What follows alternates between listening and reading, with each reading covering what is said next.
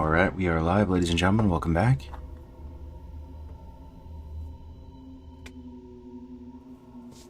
Sorry for the awkward silence here. I'm just setting up the thumbnail, blasting the stream out a second.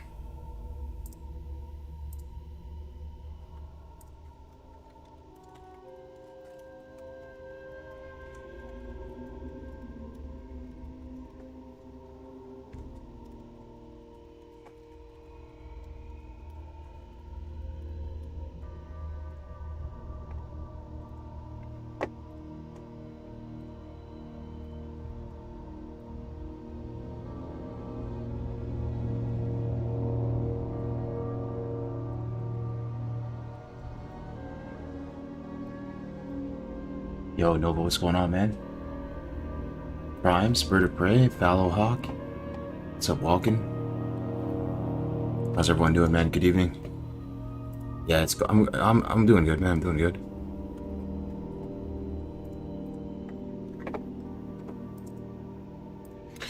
Worked on a video today. Got a lot of IRL shit going on today, but getting a little late night streaming. How you guys enjoying pre-patch?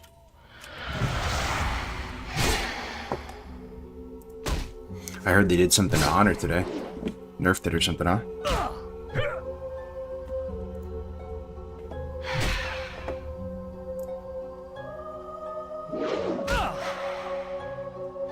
Yo, Lazolo, what's up, man? Good to see you on YouTube.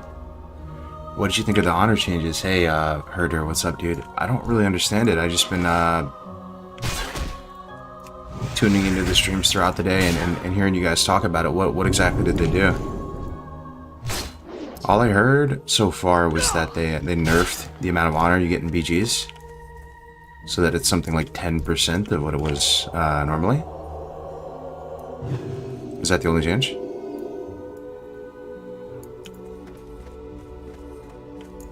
Instead of 2,000 honor per game, it's 200. Yeah. I don't know. Seems fine to me. It'll take longer to get your gear together, but I guess I haven't been doing BGs, so maybe it feels really bad in practice, but just on paper telling me that they reduce the amount of honor you get, and that the grind to get those honor pieces is going to be a bit longer. I don't see a real issue with that, other than it being kind of annoying to spam BGs, you know? But there's a kind of charm early season 1 itemization where you might actually consider using some PvE pieces. So from a warlock perspective, you might consider wearing 2-piece tier 4, maybe even wearing a piece or 2 of Frozen Shadow Weave. And of course it wouldn't be an optimal setup, right? Because in almost every warlock build I've seen, you just try to get as beefy as possible and stack Resil as much as possible. But if the pieces are truly hard to get and the arena season comes out super early, could be interesting. What do you guys think? Yo, what's up, Venoms? How you doing, man? I'll link you a blue post in Discord. Alright, bro. Sounds good. Yeah, I'll probably stream, I don't know, maybe like 3-4 hours, get some Blood Elf leveling in. Enjoy the Silver Moon ambience here for a little bit. Someone worked out it would take almost 10 days played to get the whole set. I think people are upset as pre-patch is meant to be a catch-up for TBC. Right. 10 days played. Okay, that does seem a bit...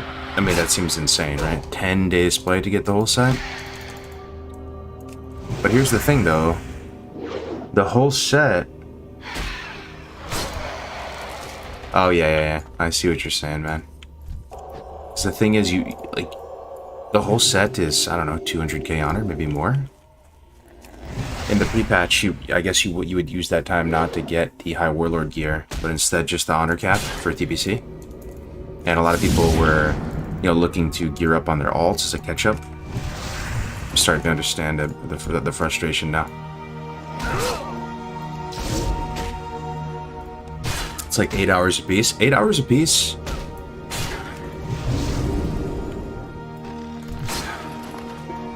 It's a bit high, but it doesn't sound... Nah, it's a bit high, I guess.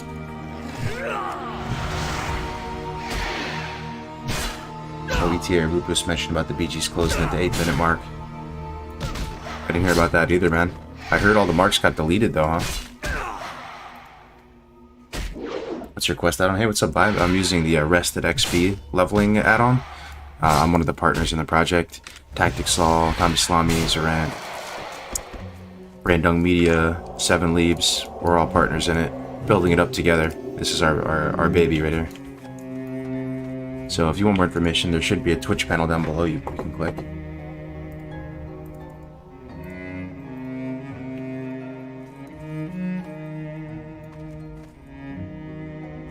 Yo, Cheesy, what's up, brother? Good to see you, man. Thanks for stopping in, man. I enjoyed watching your stream the other day in BRD. Everybody made it safe. Everybody made it out alive in BRD, right? BGs are an absolute mess right now. If you were a raid boss, how could players defeat you and what items would you drop? What a freaking cool question. Let me think about that.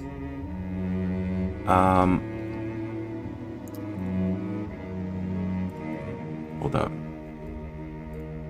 YouTube might be having some issues.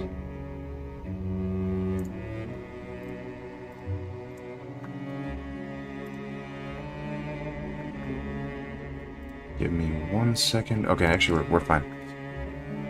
Is it up for free? Yeah, it's you can download the add-on for free. It's open source. It's on GitHub. You can download it, mess with it, do pull requests, do all your big brain developer stuff. And also the 1 to 30 route is free, as well as the 58 to 60 route is free.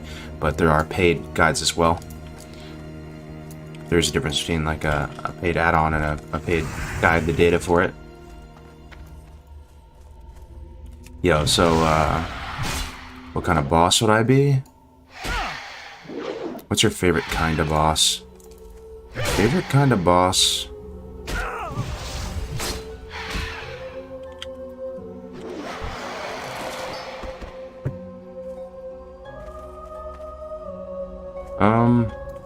I would be a boss with no threat table. Because that way everybody could pump as hard as they want. Maybe I'd be like a patchwork style boss. And everybody just looks forward to, you know, that boss fight and going as hard as possible and not having to worry about, oh, I'm threat capped or whatever. And just full zug, full send. That would drop sick weapons. Yo, what up, Z? Jacob? Good morning, man. You're gonna be doing your hardcore series in TBC? I think so. Yeah, I mean, I think there'll be time.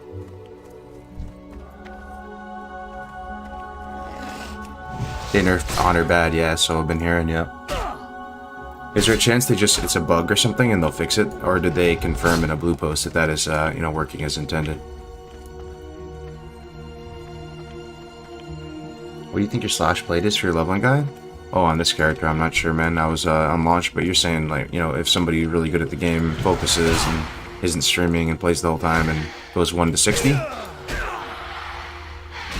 Sub 2 days played. There's been one of our partners, Zarant, who's a speedrunning beast. He did a male Draenei Hunter to 60 in sub 2. And that's solo unassisted, no gear, nothing like that. But if your concern is being able to level it to 60 by the pre-patch being over, no, you should be totally fine.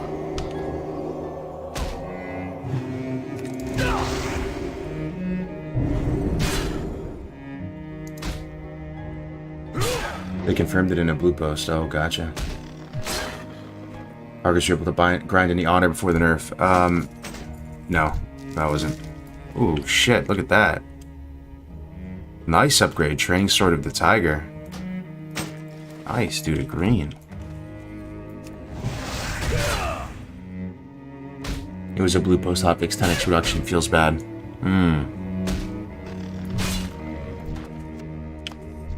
I mean, they've been listening to the community a bit recently. Maybe if people make enough noise and get upset enough, maybe they could change it.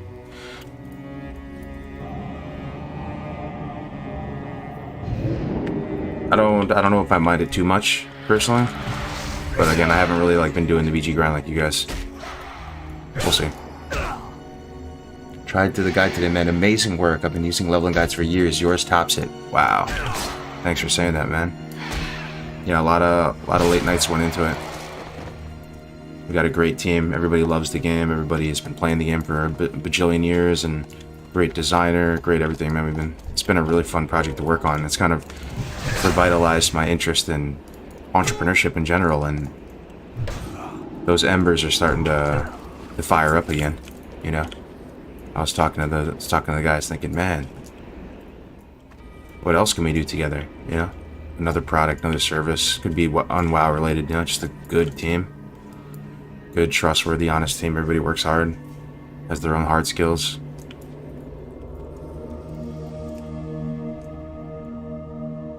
Yo, what up, Ozzy? Good to see you, man. Agreed, best leveling guide ever? Oh, yeah. It's awesome to hear, man. It's so nice to hear that. The problem is you have a 90% auto reduction. Every BG will crash at 8 minutes. So every BG auto closes at 8 minutes? Is that what you're saying? Including stuff like AV and... That seems, like the big green crystal. Okay.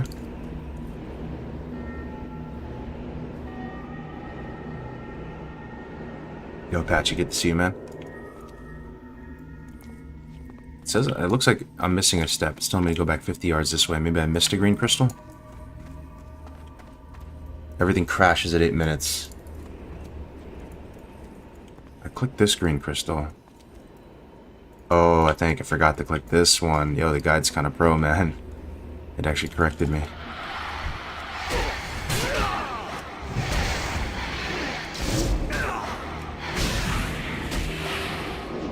Blizzard detected fun, so 90% honor nerf. No fun in my game. Yeah.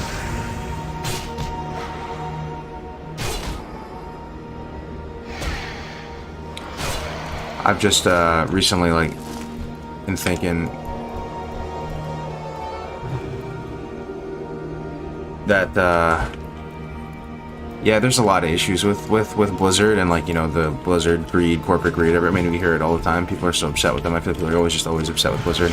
But the one thing, like the bright side, the good news is that they put in cross-realm, cross-server war games. Right? They put in spectator mode for arena, man.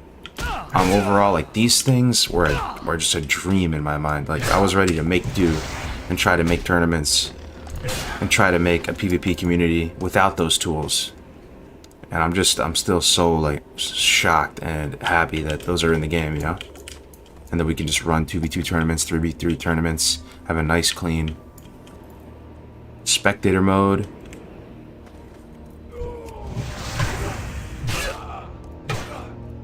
I love Rested XP Guide. Glad I pre-ordered it. Yo, that is, it warms my heart, man. I'm so glad you enjoy it, man. We got big plans for it. Lots of new features and stuff. Once it all gets stable, we're gonna start adding new things. They should reduce the rank 14 gear by 10x. They might. They might. Rested XP attunement guide went. Yo, it actually is there, bro. Bro, this is what I've been working on. Oh, it's not showing up for me. Maybe I don't have it on this version. I've been working on a dungeon cleave guide to 70 that has the attunements in there, right? It has Kara and Architra's key attunement. So the plan was, once I get those dungeon clouds super polished, I can rip out the Akara attunement piece and rip out the Architra's attunement piece. It's already in there, and just make it its own little loadable guide. Grind is 6,375 out of 8,750. Okay. Gotta do a little bit of grinding here. I was planning on non-dungeon cleave. Yeah, I gotcha, yeah. Yeah, those are coming, man, 100%. Because I already did them. I just gotta take them out of the dungeon cleave and make them their own separate thing.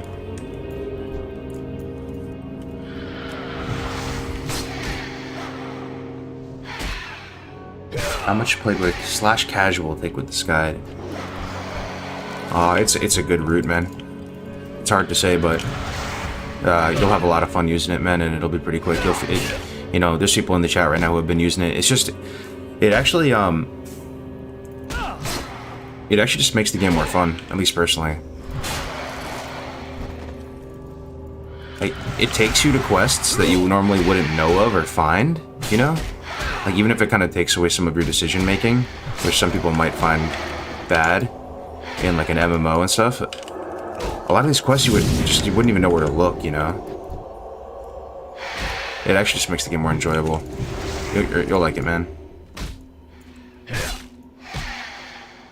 Loving the add-on? Yo, Brad, what's up, dude?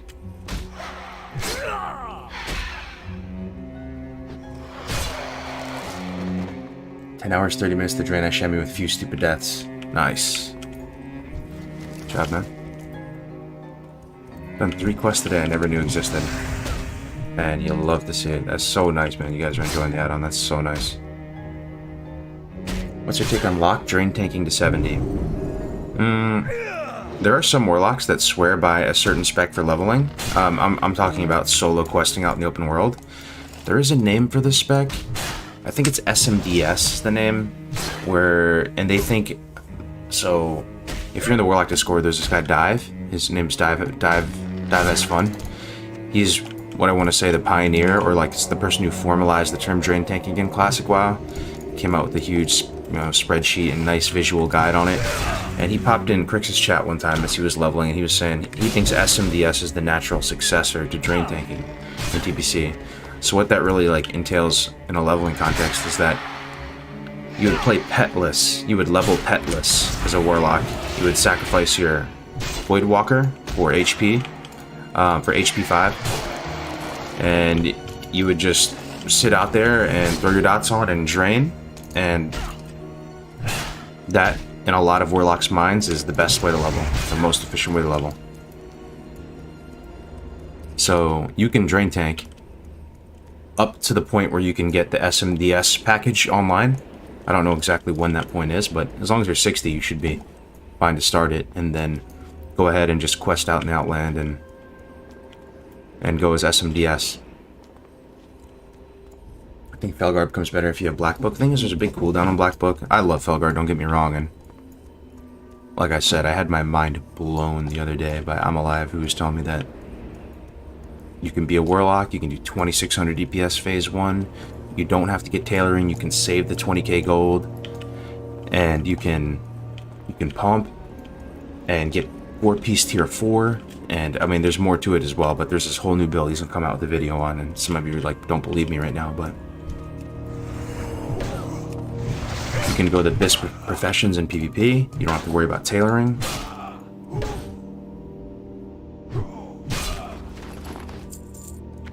And he's just for non-paladins? Oh yeah, 100%, dude. 1 to 60, all classes, all races.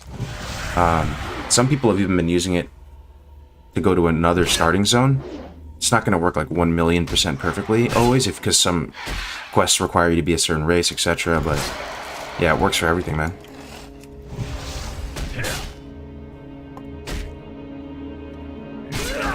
Who have made the design of the add-on? I like it. Usually the aesthetic is kind of poor. I know you have a good eye for aesthetics, James. Yeah, you know me now, Patchy. I like pretty art assets with hardcore, with whatever. I like borders. I like frames. I like textures. I like nice art assets. Without those, my motivation. It's like for my creative process. Like if I'm starting a company or something, you need some kind of logo. You need a nice logo. You need a nice brand that you're setting up. And that's a big deal to me, I pretty much am incapable of working on something if it doesn't look pretty, the brand and all that, right? So Brandung, who's done 90% of the Classic WoW community's logos and stuff, is also on the project, and we're both like that, so we're both constantly pushing to try to make the guide look better visually, even more so than the functionality,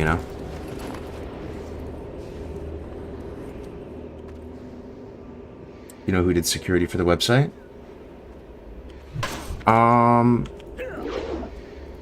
mean, probably Brandon, right?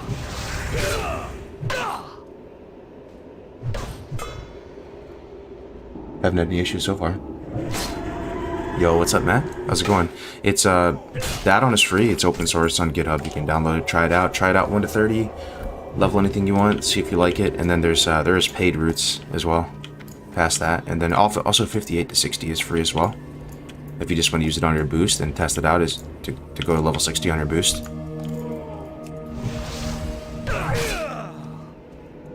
What's up, man? Just sit down with dinner. Oh yeah, what are you eating, Kev?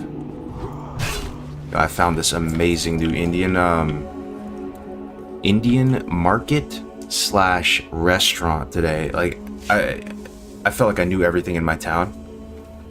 It was one of those things. I was driving by this mall, like this, just this little mall on the side of the road. I saw this brand new store open up. Apparently they've been around for a few months. Walked in there today with the wifey, man. They had the whole goods, all the Indian snacks, all the you know, the frozen food. You can go buy blocks of paneer. They have Maggi noodles, all that stuff, and they also just have a full-on restaurant with nice curries and made my night. That's what we had for dinner, man. It was so good. I love a good international market. Is such an asset to have near your house. I remember pretty much my whole life I would always have one nearby. Even when my earliest memories as a child, like I would go to the little international market. My dad would be talking to the owners and stuff, and you just come back with a bunch of weird, like, little snacks, stuff to try. Because before that, we didn't have really anything where I'm at. We had like one Asian market, but it sold mainly, you know, like Chinese, Vietnamese, Korean. Yo, Seamus, what's up, man? Massive question for priest leveling. We're still gonna go wand spec? Yeah, still gonna go wand spec. Priest is all about the wand, man. Priests love their wands. They have a special attachment with their wands. Yo, how do I get down from here again? I still have to grind a bit. But I'm pretty up there, boys. It's like an orb or something, right? Total blood elf noob. Yo, man, isn't it crazy how less hype it is for TBC? So I live in a bubble, and it's hard for me to like understand, you know, what's really happening sometimes. Because for me, like, I have so many irons in the fire with TBC. I have this arena league that I'm working on, 20k prize pool arena league. That's going to be launching in a few months. I mean, there's hardcore. I mean, pretty much the entirety of my social circle, or the majority of it, plays WoW, and I talk with them every day. It's kind of a lifestyle for me, you know. So like, I don't know. I feel like I'm pretty hyped for it, and our guild Blackguard is really hyped for it. But I feel you though. I do feel you a bit. I mean, if you just look at views on videos, you look at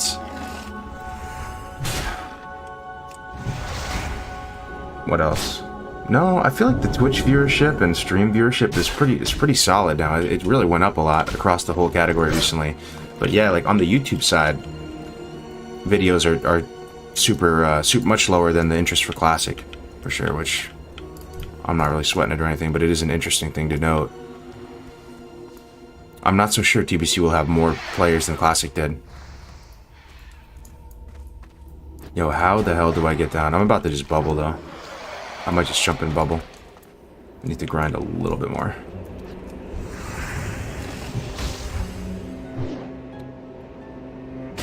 What spec are you using for leveling? I'm not sure yet. I think I'm gonna go standard ret. You know, I have my 2 points of benediction. I'm working my way down. Probably pick up the parry. Seal of command. Prot looks really fun, man. I'd be really so tempted to try to pick up Avenger's Shield at 50. I love that ability. I have such nostalgia for that ability back in the day, and the thing is, this whole questing guide, this whole leveling guide is designed around like questing, really, you know? It's kind of a speed running route, so Prot wouldn't slot in as well.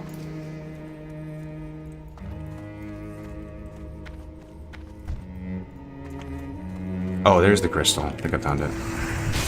Or the orb. What's the action bar add-on? It's called Dominoes, my man. Yo, Crusader, Seamus in the house. So we got all the OGs. Good to see you, Crusader. How we doing, man?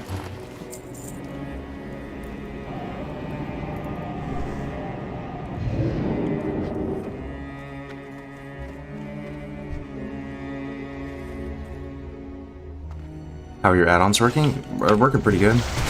If you have any issues, I would go over to CurseForge and just make sure that you have the patch set to 2.5.1. That's what they're calling this TBC Classic hashtag changes patch.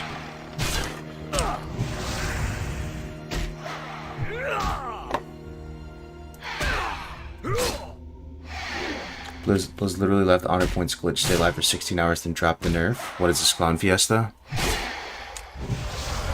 Yeah. Yeah. I hear ya. Hankidin's pretty dope. It is a lot of fun. I leveled the Paladin 60 in Classic, you know, AoE grinding the whole way up. Super fun, man. Getting the Skull Flame. I picked up some cheap blue weapons off the auction house that I'm gonna throw on. Spent maybe 200 gold buying just a bunch of weapons for this dude all the way up. You talked about some dank Warlock build that didn't require tailoring. Yeah, I don't want to spoil it. It's really I'm Alive's thing. I was pretty shocked by it. I don't really want to talk about it too much until he puts out his video. But I can tease at it, you know? It is a way to play Warlock without tailoring, which is, I want to say, 90% of the cost of why you need gold moving into TBC. Maybe not 90%, that might be a bit extreme. You need 5k for the flying, but even like epic flying isn't essential. Really, most of the gold that you bring into TPC are going to go into crafting your Spell Strike, Shadow Weave. And the fact that you can play without those, and you're not married and tied to the hip to tailoring, it's insane to me. You can go BIS, PvP, Profession setup, and still absolutely pump in PvE. In a way that you would never expect to. It's not Shadow Destro, it's not Fire Destro, and it's not the demo that you're thinking of. The dark times will pass.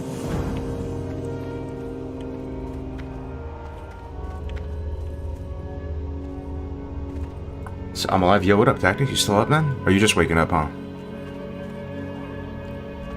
Yeah, late night stream. What up, 51? When you go to Eversong Woods on the new lock while following that on, you see some Blood Elves that didn't go Paladin.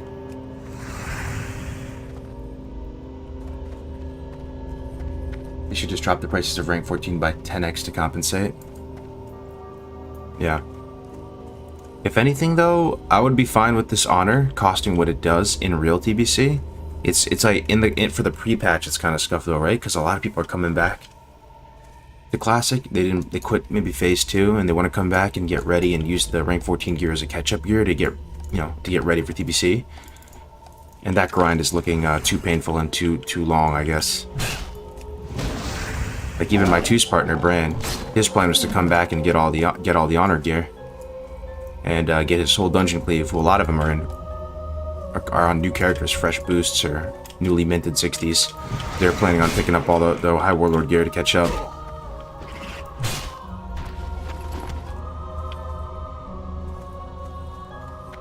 I'm tempted to boost, but it feels so bad to give money to Blizz. Yeah, I mean,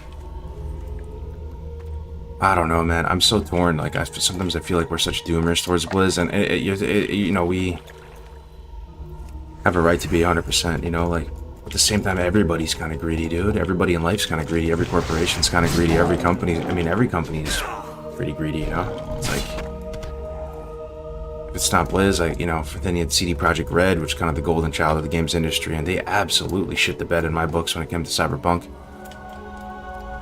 And then, you know, they got that augmented AR Witcher game coming out. It's just the same story with every company, so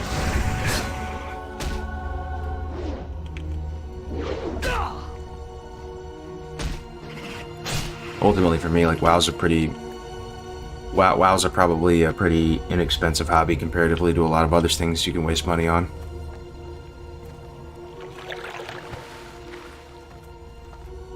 The High Warlord gear is so good. Yeah, it's like tier 2 equivalent, tier 2.5, and the weapons are the gears are what, tier 2 equivalent, and weapons tier 2.5, something like that. Remember not to sell your food quest items. Okay, I didn't. Yeah. Run back to Farce, try to retreat, and go upstairs. Okay. I'm in Farce, try to retreat, going upstairs.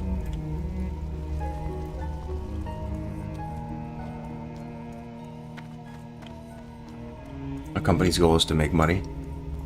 Hey, is Rested XP Guide better than Zygor? Is it because it's free that you use? No judgment, I'm really wondering which one to take. I mean, it's going to look biased no matter what I say. I have respect for the Zygor Guide. It's been around for probably over 10 years. The Zygor Guide, it's probably a super solid product. They've had many years to refine the offering and make the service stable and all that. It's probably totally fine. But I'll tell you that the Rested XP guide is also a very solid option.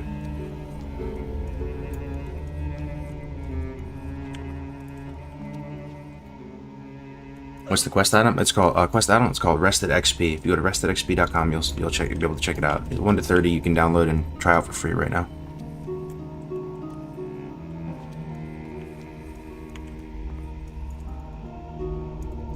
Glory to the Sindorai. Farewell. Zygor Rested XP much better. I like it better. I think it looks prettier. Well, I haven't really tried Zygor, to be honest, but personal opinion of guy with Zygor guide, it's currently scuffed on Horde side. What, Zygor is? You're using it right now? And Ghostlands is just kicking me using this guide. Feel impossible to do a 2x pull as a paladin with these mobs. Yeah, I think I'm headed there soon, huh? Ghostlands soon.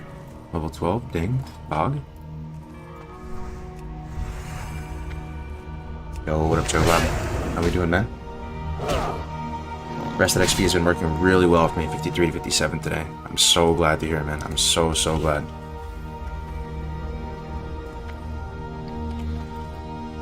Loving Rested XP so far, great work. Yeah, I mean, these aren't paid actors, folks. You can see them in the chat. The reception has been very positive so far. And, you know, little bugs and stuff we're working hard to fix, and you guys have been great testing it out, and, you know, not getting too upset if there's a little waypoint messed up or whatever, just putting it in the feedback channel. Seal of Righteousness or Seal of Crusader while leveling? Back when I was doing all this research, doing my initial leveling guides during Classic, what was told to me was that if a weapon is faster than a certain amount, which I think was 3.2, you would actually want to use, Righteousness, I believe, and it was Crusader if it was slower. Honestly, though, you just use Righteousness and then you end up using Command. Right? You just kind of use Command. Oh my God! You can judge Crusader though. Oh man, look at Silvermoon, dude. I'm such a Blood Elf noob. If you haven't noticed, man, I'm really like a thoroughbred orc through and through. Look at this beautiful ass architecture, though. I don't know if I've ever really even just explored Silvermoon. Couldn't tell you where anything is. I think the auction house isn't the auction house over. I really don't know, man. I'm playing a new game.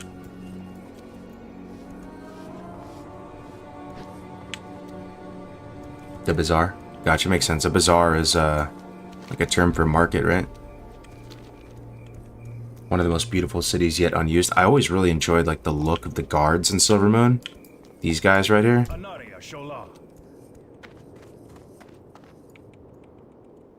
They made these dudes pretty badass with the big ass shield and this little warglaive.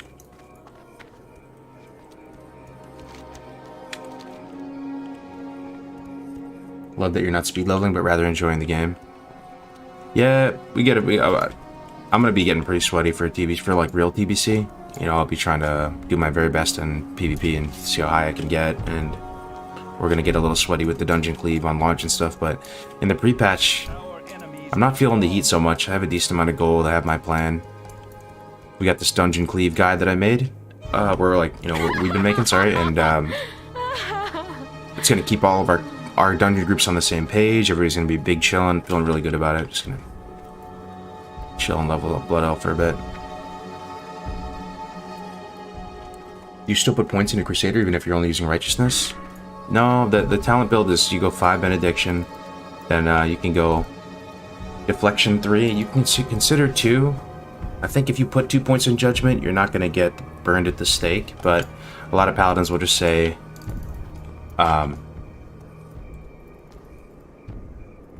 you're not going to want to like interrupt your spirit-based mana regen. You know, ideally you might just front-load a Judgment early on and then not use it again during like just a regular mob wall questing. Your gold is welcome here. Probably not bad though. And then you'll go down, you get Crusader, you pick up Pursuit of Justice. You're not going to get this really. Parries. Remember the sun well. Better value.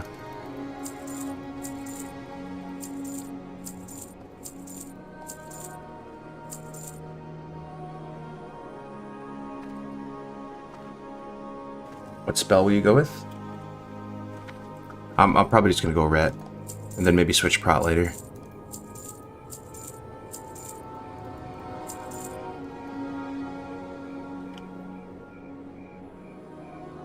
You know anything about the massive reduction in mana regen since pre-patch? Mana regen is significantly worse.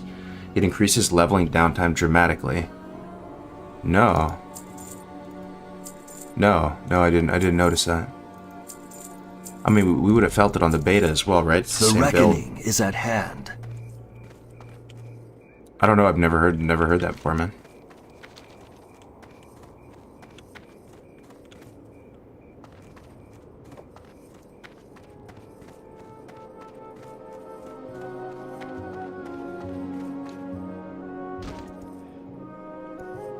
How about that 14-hour 1 to 60 Blood Elf? Yeah, I heard about that. He had a bunch of people mob tagging for him, right? Summoning him around the world. Your gold is welcome here. I'm sure some of you watched it though. He did dungeons, right? Yo, look at this beast. Our enemies though. will fall. The Blood Elf Paladin mount actually looks pretty fire, I'm not gonna lie. Did he go in dungeons and do Mara boost and all that, or were they open world mob tagging? Yo, what? With this little throne room in here, man. I feel like I'm in Magister's Terrace. Actually, this is what Magister's Terrace looks. Not really. You know that one boss, you come in here and he's up on the ledge. Then you got like mobs here and mobs here. We will persevere. Is this the king? Is this the king of the city right here? Champion Bachi? Where am I even at? I don't even think so. It's just a random little building. I don't even think this is the main throne room. This is the war room where you queue BGs and skirmishes and stuff. Gotcha. Anaria Shola. The The eternal sun guides us. Shoreloran.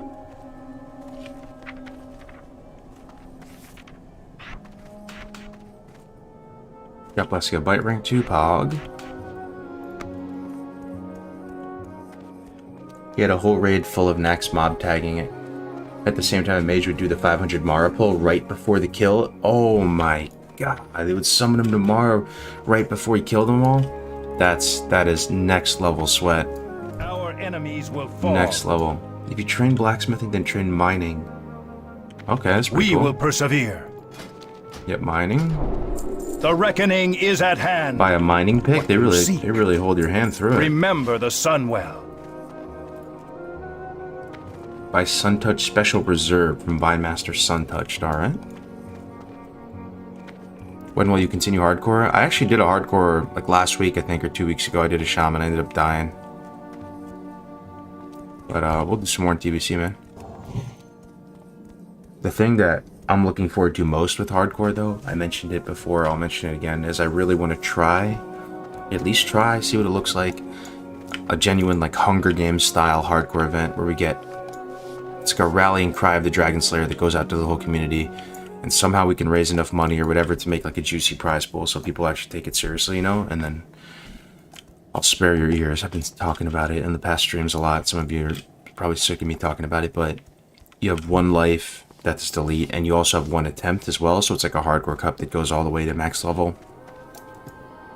And you know, you register one character. If that character dies, you're out of the race. So it's like real like Hunger Games status. And it's the people who win the prizes are the first across the finish line, and it's like a hardcore cup that goes for a whole month or a couple weeks rather than just 8 hours. I'd really like to do that. What do you seek? Do not loiter. Okay. Keep your wits about you. Exit Silvermoon. What are those two gray dots to the right of your tune? To the right of my tune. Yo, I don't know. I actually don't know. Is that my monitor? What is that? Oh, it's not my monitor. Monitor looks fine. I have no idea. Yeah, this and this, huh? No clue, bro.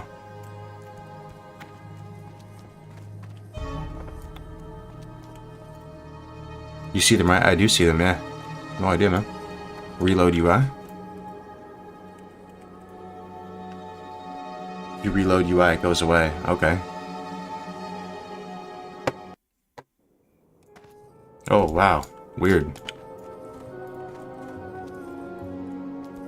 Yeah, that was super weird.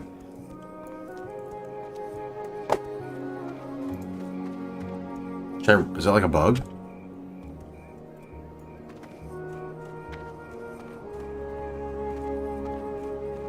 So many boosted tunes. I wonder how much money Blizz made today.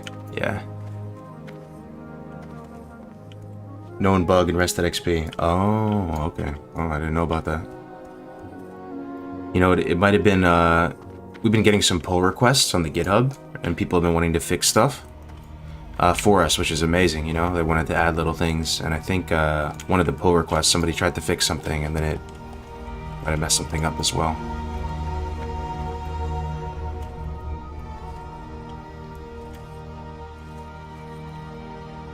If you take a look at the map, you can see the same shadows in the steps on world map. Gotcha. Alright, finish off getting spring paw pelts. Oh, I didn't even... Oh, man. It's really like an experience going through the game with this guy, though. Like, it even reminds you. It's just like a person talking to you, you know? Oh, just finish off getting those pelts, by the way. This was a step a long time ago, and there's another step added to remind you of it, because you probably forgot, which I actually did. I literally forgot about I even had this quest. So...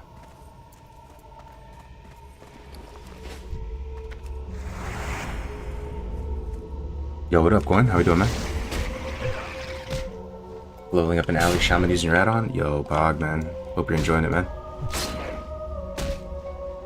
Did Kargoz do Classic Battle Live? Yeah. I was one of the partners in that one, too. We, it was Ale, Navik, Egregious, Aladrill, Defcamp, Melderon, and myself. We're keeping that one going in TBC as well. We'll have some new functionality and tools coming as well.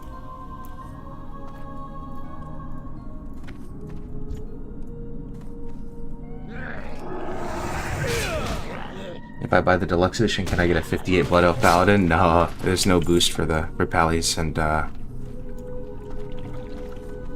man. You just have these moments when you're leveling a Blood Elf where it looks so cool. The little areas. Apparently this dead scar that we're in goes all the way to the Isle of Keldanos. So the Isle of Keldanos is north, up here. And this just goes all the way through, up to here. Kind of sad we won't be able to come here for like a year and a half, though, huh?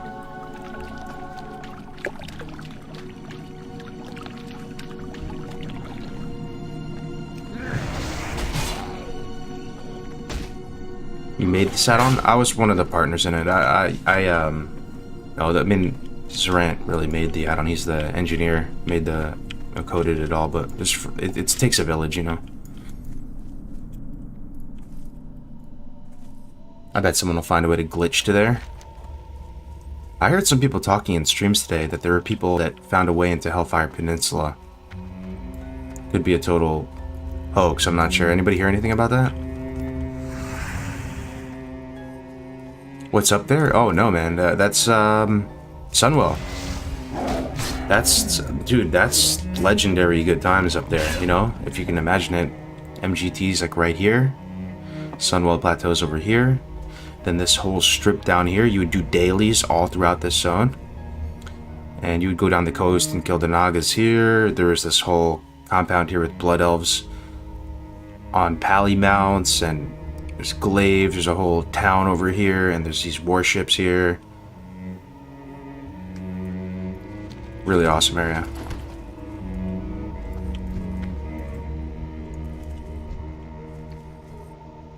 Never did finish Sunwell Plateau and Vanilla TBC. Yeah, I got in there right at the very end of TBC when they nerfed it a bit, and you were actually able to pug. You were able to pug Sunwell trash back in the day, as well as do some of the bosses. So I got in there a little bit, but yeah, I never full cleared it myself.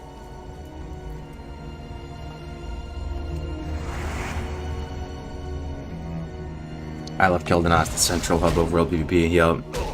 Probably the most fun I've ever had doing daily quests, too.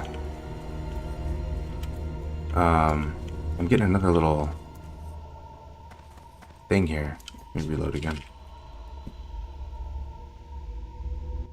Yo, man, using rested XP at level 21. Currently on Shaman. Can't wait to see the roots later. Great job, man. Yo. So glad you're enjoying it, brother. I doubt you'll read this, but I think the guide is great. However, it's totally missed opportunity to actually innovate in the guide space. Good product, but generally lacks creativity and really could have been something fantastic if you really would have tried to make it something great. Is that a copy pasta? Or is that a... Because there's you didn't really say anything there, though, man. What do you mean? Anubelore Delana. Yeah? Anaria Shola. We will have justice. I don't even know what that means. But, you can give me a little something to work with, and I'd like to have the combo. It's probably a copy pasta, right? It's gotta be. I think it's copy pasta.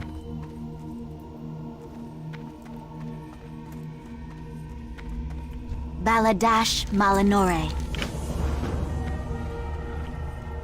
Okay, buy a bundle of fireworks from Hallis. Alright.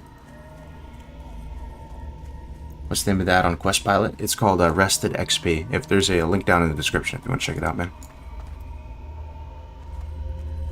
Is there dual spec in TBC? No. No, there's not. When I poll you guys, though, in the chat, most of you, almost all of you say you want... Baladash Malinore. Well, almost all of you say you want dual spec. Remember the sun well. Victory lies ahead. A part of me wants it, but there's also a part of me that feels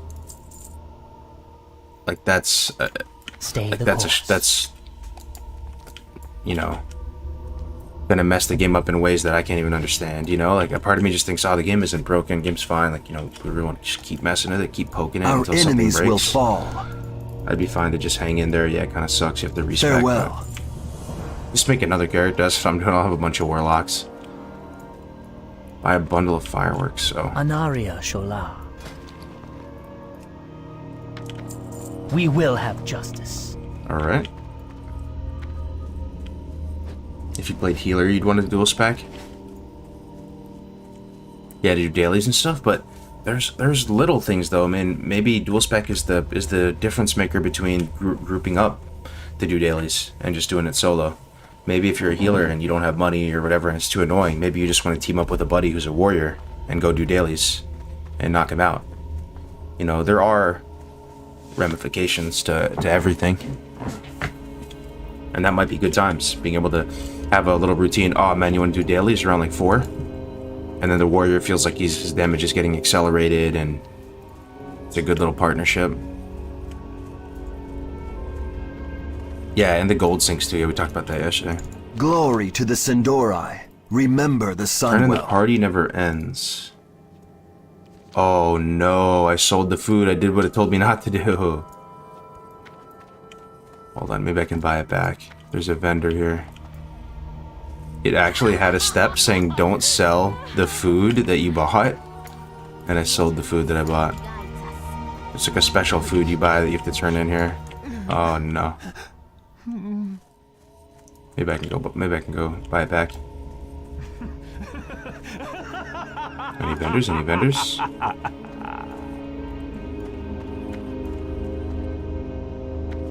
Do you think it's worth it to reroll my troll shaman? The orc if I'm focusing on arenas. No. I actually don't. Orc might be a bit better in some ways. Tauren is probably better than both of them, generally. But it's one of those classes that I don't feel like it's worth pulling the trigger to reroll. If you were a rogue and you said, I'm a troll rogue, is it worth it to reroll undead? I would. I'm not gonna lie to you. I would actually say yes. You should reroll if you're trying to get serious about PvP. But on shaman, I don't think it's gonna be an absolute deal breaker, man. If I can buy it back, I can. Oh, beautiful. Salama Ashalinore. Beautiful.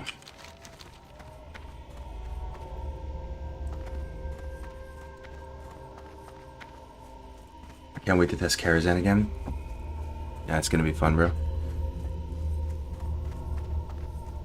Can you put here a link of the quest add-ons, please? If you click the panel below, man, you'll see it. But yeah, sure thing. There you go. Put it on YouTube as well if anybody wants to check it out. Should I re-roll my Belf Pally on a more populated realm? I feel like Razorgore in EU dies down in the middle of patches. Yeah, maybe, bro. I mean, if you don't have a play group, if you don't have a raid and a guild, and you're just kind of a free agent right now, The dark times you probably will have an pass. easier time finding a group to play with if you transfer to a more populated server. But at the end of the day, you just have to ask yourself, do you like being a big fish in a small pond? Do you like being a small fish in the ocean? Or anywhere in between? I'm playing on a lower pop realm this time around. Playing in a smaller, more tight-knit guild. I'm pretty stoked about it.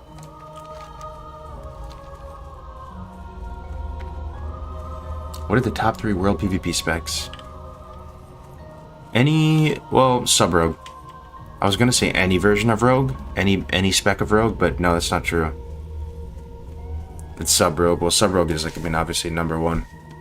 Omega Abyss for world PvP. Past that, Warlock's pretty solid. Mage, really, really solid. It'd probably be sub-rogue, Frost Mage, and for world PvP, maybe Druid. No joke. Because the thing is, yeah, there will be some bad matchups out in world PvP as a Druid.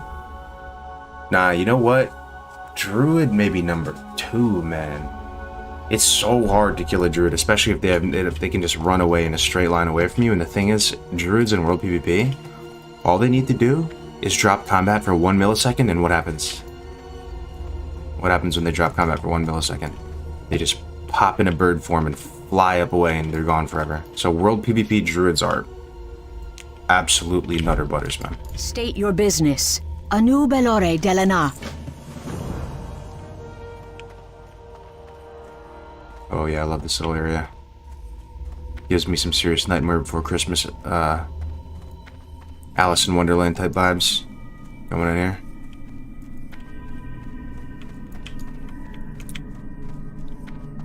Hunter World PvP King? Maybe in Classic, not in TBC though. IMO.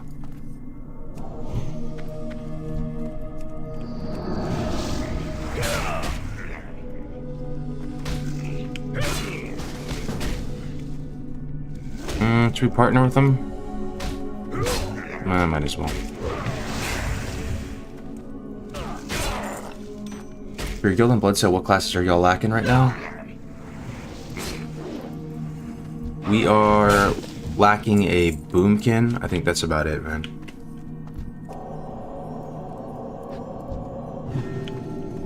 But you never know. Maybe some people might not make it.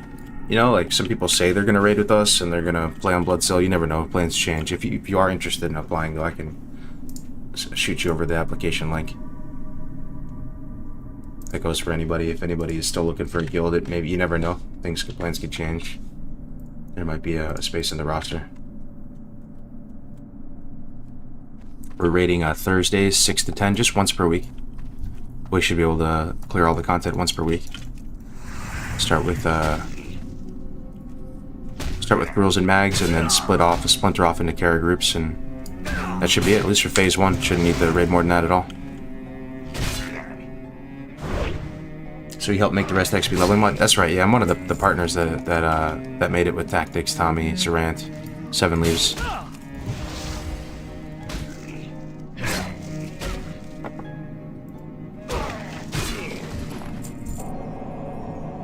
You sound tired? Yeah, it's late for me, man, but I'm vibing. Late night stream is a totally different beast. Except old white Barks pendants. Okay. How did you find your guild? We started it together. It's a brand new guild, and we played. Thankfully, we had the opportunity to play with each other a bit on the beta, and they're all playing with each other right now on Blood Sale. Actually, I should ask for an invite.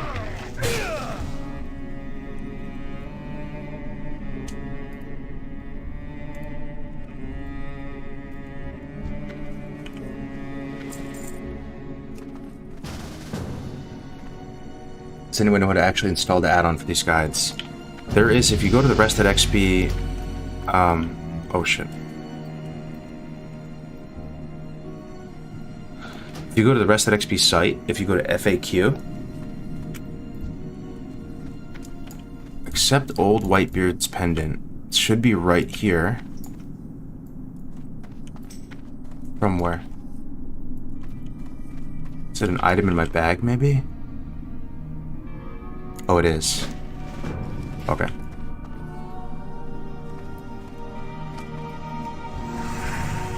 Item in your bag. Thank you. Thanks, Nimble. Oh, but yeah, there's a like a 1 minute video that I made the other day showing how to install the add-on and put the guide in the add-on and all that, man.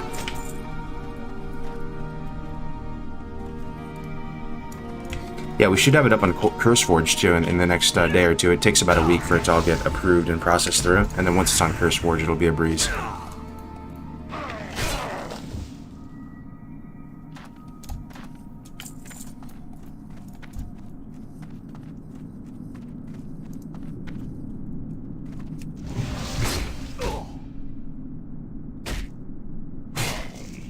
Are the hardcore guilds moving over to TBC? They are, yeah. There's an Alliance one, and there's also a Horde one. Booty Bay PD is the Horde one, the main one.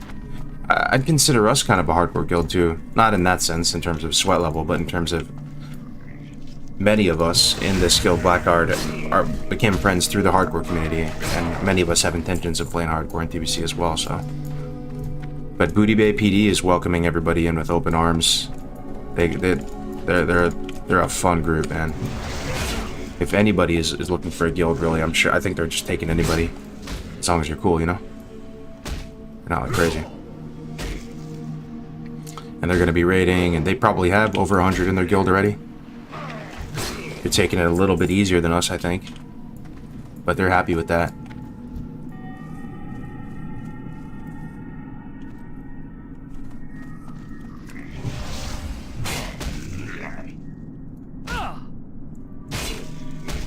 Dude, the honor grind is insane. It's going to take forever to get a full set. They nerfed the game, used to be 10x, yeah. If they just launched pre-patch with that reduced honor rate and didn't bait people into the higher honor rate, it wouldn't feel as bad, right? But some of you were doing BGs and getting 10 times the amount of honor that randomly it got nerfed.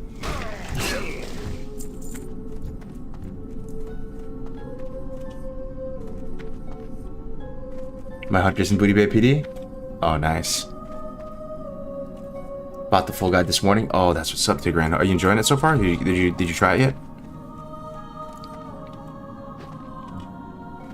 Can't find your UI video. What's it called? For UI, you're talking about dominoes and action bars and stuff. If you go to my YouTube channel and just type in UI, it should be the first thing. The video is called How to Set Up a Clean, Effective UI, and it just shows you how to set up dominoes and get going. Yeah, that's rough, Kentucky. That's rough, bro. Did rank 13 gear get buffed in pre-patch? Rank 14 gear get buffed in pre-patch? No, it should be the same, right? Does it? Here's a dumb question. Does it have Resil on it now? Glory to the Sindorai. How much Resil do you have in full 60 rank 14 gear?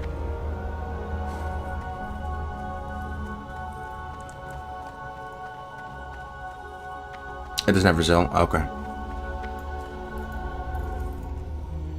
What happened with honor? It's well, you have honor as a currency now, as opposed to how it was in classic, where you have brackets, and then each week the brackets relate to a certain amount of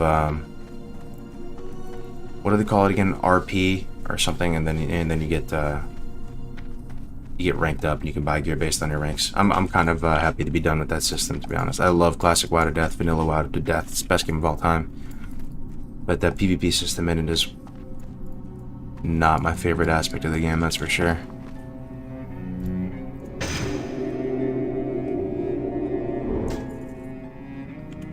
Okay, we summon this dude. Use the pendant to summon him. There we go.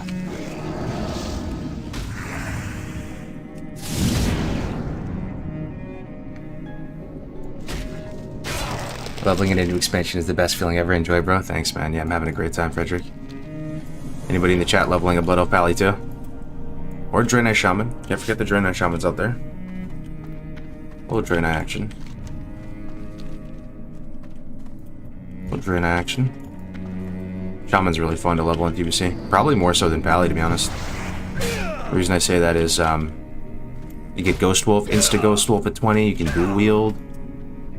You get Storm Strike, the new version of Storm Strike.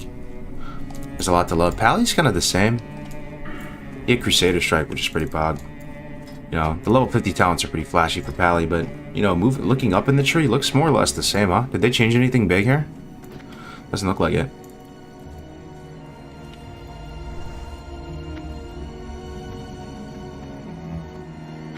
Currently 17 on my Blood Elf Pally. Nice.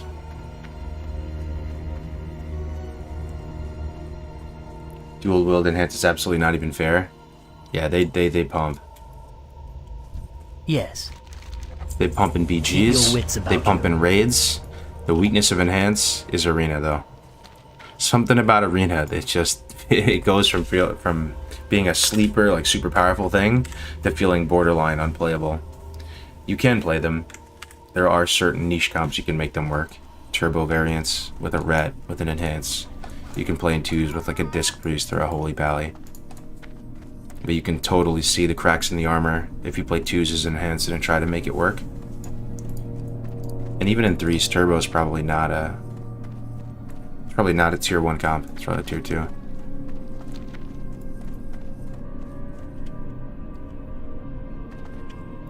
It's a talent that gives more AP to the party, and one that gives the shaman a bunch of spell power for shocks. Yeah, I mean, looking at it now... Hold up. Am I trolling? Somebody came earlier in the chat and said, are you going to get Imp Seal the Crusader? Any Pally mains or people who feel like they feel pretty confident about Pally talents? They did change Imp Seal the Crusader. So you basically get 3 crit. Your judgment will give you 3 crit. Is that worth mob to mob? Especially when mobs get a little bit chunkier, like 40 plus. Throwing up a Crusader first. This talent could be worth it. 3 crit, I mean 3 crit's huge, man. 3 crit is actually massive. I don't know. It kind of seems maybe better than parry. Victory lies ahead. I haven't got all day. Leveling you go parry? And Yeah, that's a change though, right? That's shadow. not in Classic. There's no 3 crit from the Judgment on Crusader there. And the thing is, if you do any dungeons or any group content, but I don't know if I'll plan to do any of that. Totally worth the 3 points, you think so?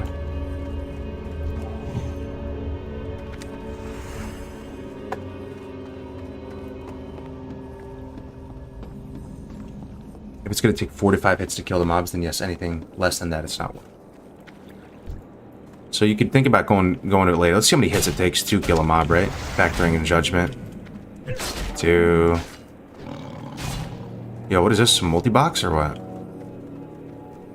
Or is this just a natural band of adventurers? No, it looks fine. So multi-boxing straight up banned now, right? Hardware, software. You'll love to see that one. I mean, yeah, Blizzard, there's a lot of things that's pretty messed up that they've been doing, but at the same time, I'm also kind of shocked at some of the good stuff that they've been doing. The ban on multi-box, like the second ban on multi-box, that's so nice, man.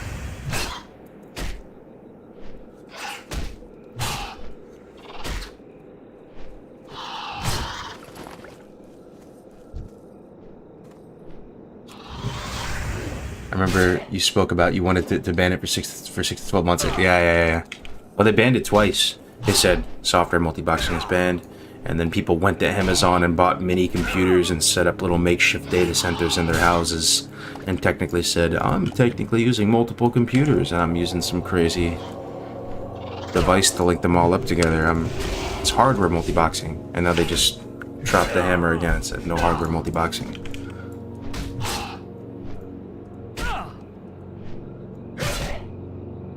Are you aware of the iron counterweight giving 50% haste at lower levels? No, but maybe that's why old Tommy Salami and Tactics and them want me to go mining. Thank you, that reminded me to turn on track minerals. Maybe that's why. They want me to go mining BS. In this guide, so.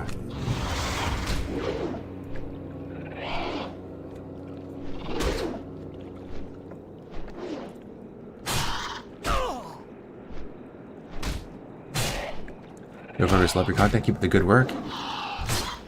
Having a hard time committing to either my priest or shaman for TBC. Schedules have changed and only have time for one. What's your input? Priest or shaman? If I had to play one personally...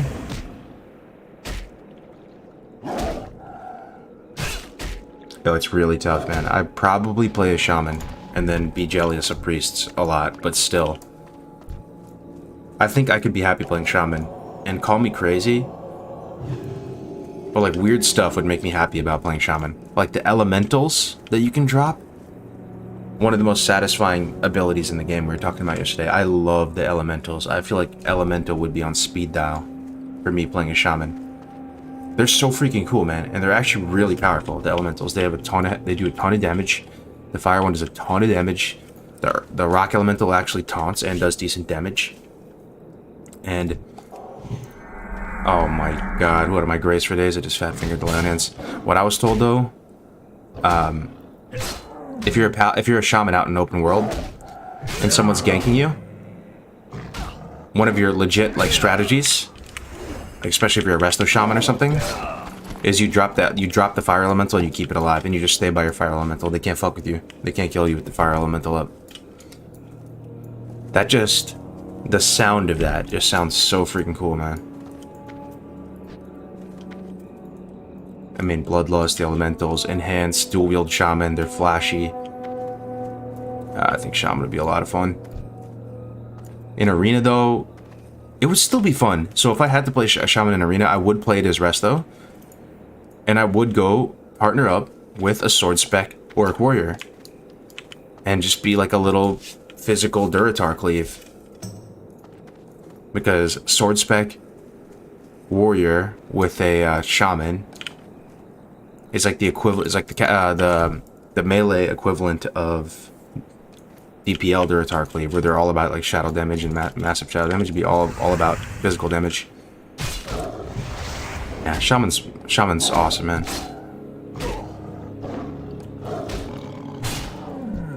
Is this rest XP actually fast? How is it faster than just picking up every quest I see? I mean, you try it out, bro. Just try it out if you want. You can try the 1 to 30. It is though, 100%. It just keeps you on track, keeps you organized, allows you to chill, focus on other things as well, and lets you experience quests you wouldn't normally find.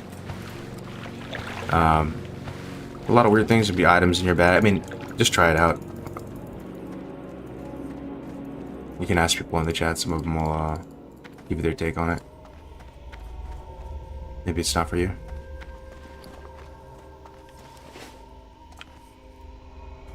You can buy the counterweight off the AH. Don't need BS to use the plus 20 million. Oh, okay.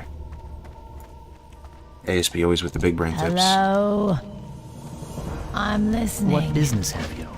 Time is of the essence. About the ding? You and Red or Prot with the Stoon? Not sure yet. Probably Red for a bit. Maybe Prot at 50 when I can get the Frisbee. Shadow Priest looks pretty fun too, yeah.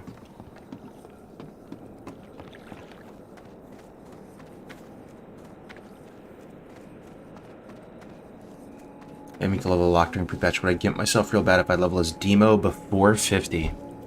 If you're on a PvP server, no, man. I mean, that'd be a really good way to level. Warlocks are just good at leveling. You're gonna be fine. You throw a couple dots up in Wand or Drain. No matter what spec. Other than maybe Destro. Destro does feel the clunkiest. If you go any kind of variant of Demo, any variant of Affliction, you'll be just fine leveling. And then you get the Felguard at 50, right? So then Demo becomes insane. I feel like it'd be rough to go Demo right away. Like, you know, you want your instant corruption, you want some of that stuff. You would be gimping yourself. It would feel physically painful to play Warlock. To the Sindori. State your business. Without some of that stuff, like the early Affliction talents. But We will have justice. Light Path, alright. Oh, yo, we're in Ghostlands, boys. Anu Belore Oh, this is Delana. Fog. We are in Ghostlands.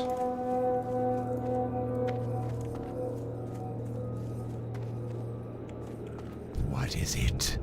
I am Thanks for the forsaken. recommendation of the RXP guide. I think I'm going to go with that one. This expansion Zygor seems to be Alliance biased and not that great in the pre-patch. Gotcha. Yeah, yeah, I hope you enjoy it, man. If you have any questions, let me know. Big tactics in the chat, too. We have a bug channel on Discord where we fix everything. Just type it in Discord, yep. And, like, you see us, like, we're out here every day in the Twitch trenches, like, just talking to people, talking about the add-on, trying to answer any questions. So, we're just one DM away if you run into any issues. I have exactly what you need.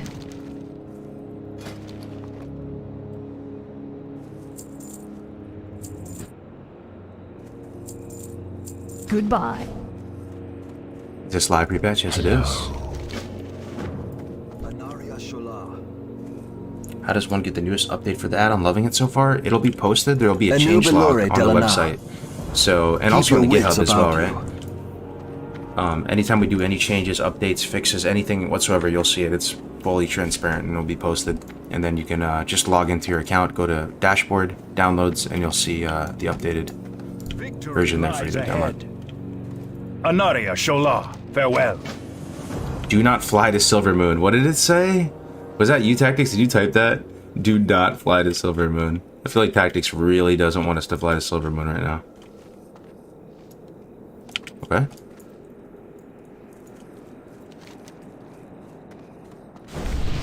Accept Anok Suten. Seems a bit far to travel to accept the quest. 450 yards. Alright. Tommy did. That sounds like a prank. I would totally fly there. Silverman takes you way out of the way. Gotcha. Is this on Blood Cell? Yeah, it is. Yep. Yo, Payman Rookie. What's up, man? What up, Pepe? Good to see you, my guy. How's it going, man? Yeah, dude. This is the leveling add-on. Yo, Pepe, if you want to try it out, man, I'll send it to you to give it a shot. You might like it, man. There's a dungeon cleave version of it as well, 60 to 70. Pepe's good, people. Rank 1 priest to the chat. You love to see it. I've used other ads like Guidelime so far. This one of yours is my favorite. Love to hear it. Thanks for that feedback, man.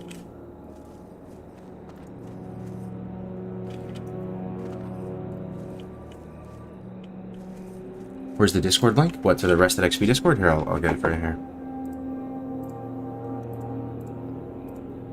Make sure it's the public one. Here you go, my man. Let's see how many people are in it right now. Yeah, if you're looking for support or guidance for the add-on, it's up 3,600 in there right now. Right over on Twitch, too, if anybody wants to join. Oh, we did like a giveaway today where you pretty much do 1 to 10 and then post your time of 1 to 10, and then it's going to enter you in like a raffle, and then we'll give away versions of the guide. We're going to do fun stuff like that every week.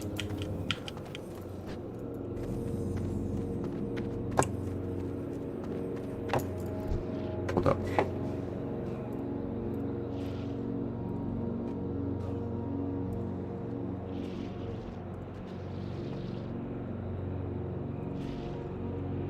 How do we VIP somebody on Twitch? Let's find out. I will do you one better. I'll mod Pepe. Let me do a quick shout out for my buddy Pepe too. If anybody playing Priestmans? Any Priestmans? Anybody gonna play Priest in the arena?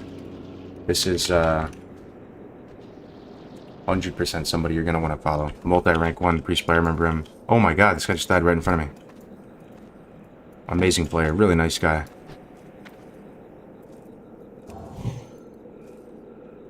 Sad you got him killed. / VIP name, gotcha. I don't think I had any VIPs. I didn't even really know what that functionality was, Pepe.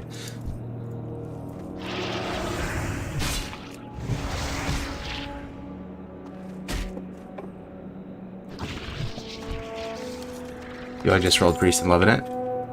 Who we following? Oh, YouTube needs to know too. Here, I got you. It's my buddy Pepe's. Pepe.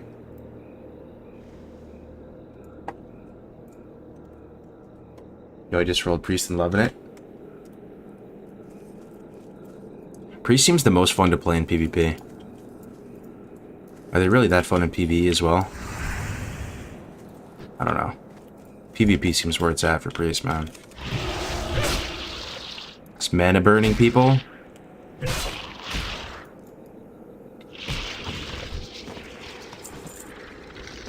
Okay, I need to kill these guards, and then Anok Sutun may require a group. If you can't kill him or find a group, skip the quest. He patrols clockwise around the path on the town and calls for help from nearby mobs at 50%. Pretty dramatic. Excited, man. Target Anok.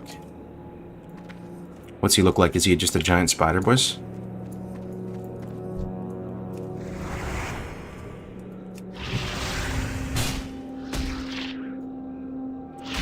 This is basically like a brand new expansion to me right now. I don't really remember Ghostlands quest at all, and I have a feeling it's going to be good.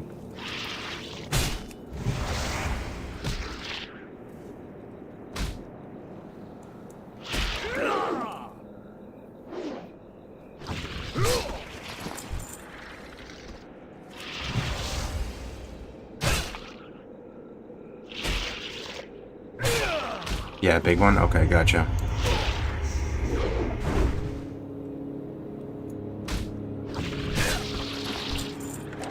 I really like the guy tells you what direction the mob paths. Yeah, look for... Oh, is this him? Yo, he's elite. Yo, that's the guy who killed the, that other guy. You think I can solo it, guys? Probably have to kill everything around it, huh? The guide says it calls for help.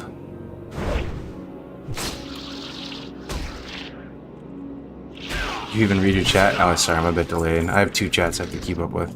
Okay. Yo, maybe I should invite this guy? Actually, no, we gotta do it for the content. Let's just try to solo. Let's see if we can do it. Let's go.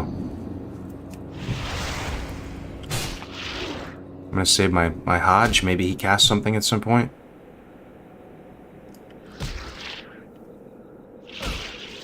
Just ticking back up mana. Playing the long game. He's actually super easy, what? Super easy, man. Okay, he called for help. Maybe not super easy. Bubble here.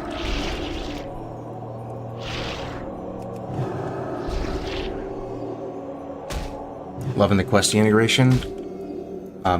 RxQ was able to figure out what I've done and not done. Yeah, it actually works with Questy, so it'll tell you if you're missing a prerequisite and show like a little canceled sign on here, and then if you hover over it, it'll say missing prereq. I'm pretty sure that maybe that only shows with Questy, I'm pretty sure. So it actually works with Questy really well, yeah.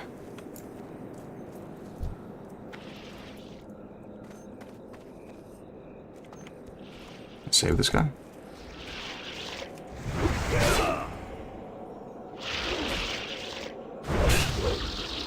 Yeah, I'm on YouTube as well, Alex. How do you get rest of XP to work? If you go to the FAQ, there's a little video I made, just a little 1.5 minute, and it shows you all the steps to install it. It's just like any other add-on, man. Download it, extract it to your add-on directory, so it's gonna follow the path, you know, WoW, interface, add-ons, and then extract it there, and then you just log in. It's just like anything else.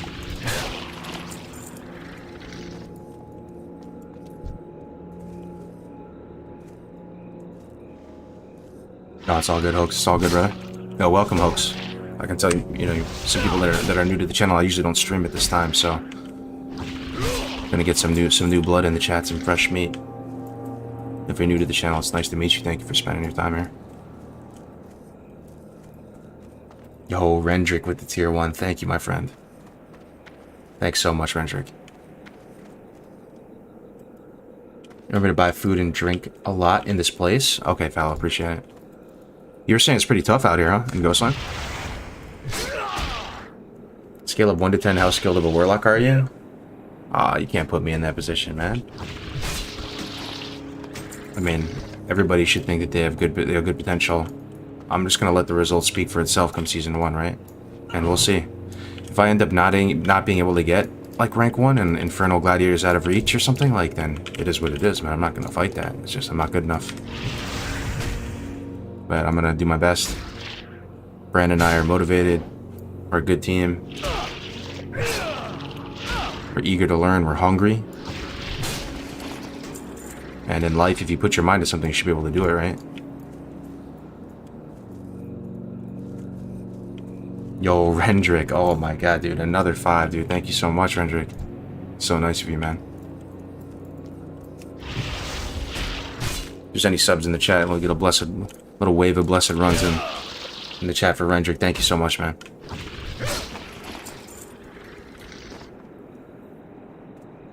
You think it's worth rolling Bloodsail as an EU player?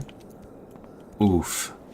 If you don't know anybody in Bloodsail and you haven't been like part of the hardcore community and stuff, like, I mean, I know you now and stuff. I'll help you out if you need something, but going to another region, playing on Bloodsail. Bloodsail isn't exactly a lot of people's, you know, first pick when it comes to a server. Like, it's home to us because we've been playing here in the hardcore stuff for the past year, and we know it's good. And the people, there's not really anybody that toxic or mean-spirited here. It's a really good server, but I feel like it's a big risk if you never played here and you don't have that first-hand experience with it. You might want to go to like a Fairlina or something like that. You know, that's a proven model, or Grobulus or something.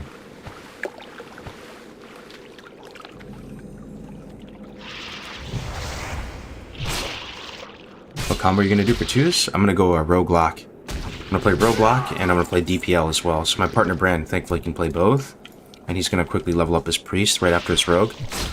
So we'll have both options. We may push as high as we can with Roguelock quickly, and then when people beef up a bit, and people are sitting at 350 to 400 Brazil, which will happen even in Season 1 environment, and the games really matter, and you need to like queue and have the highest chance to win that game because it's like it's a plus 3 minus 27 or something, right? We'll probably shift over to DPL for that final stretch. But it's like in Hearthstone playing, it's like queuing ladder at the beginning of the season with an aggro deck versus a control deck. You know, you'd want to queue with an aggro deck or a tempo deck and push up into top 500 legend or something, and then play those top 500 legend games as the slowest, most solid deck with the least bad matchups.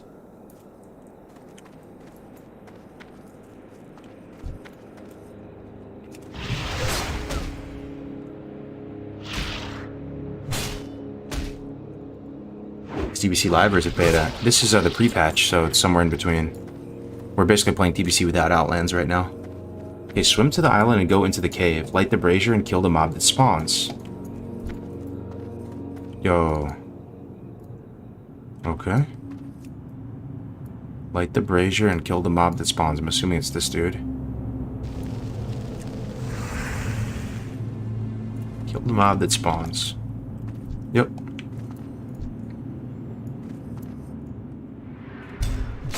Hey Kargoz, am I a slow leveler if I'm only level 20 after 7 hours played? Yo, no, that's really good, man. That's a great job, dude. Level 27 hours played? You were following the add-on, or? That's really good, man. Good shit.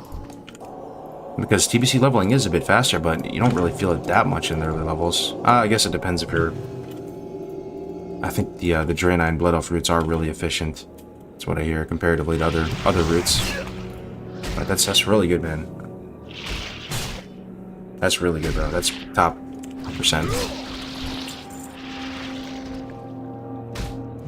Anything sub 8 to 20 is considered very fast. Yeah, following it? Nice, man. Fairly is fun. You'll learn how to be pretty fast or die a lot.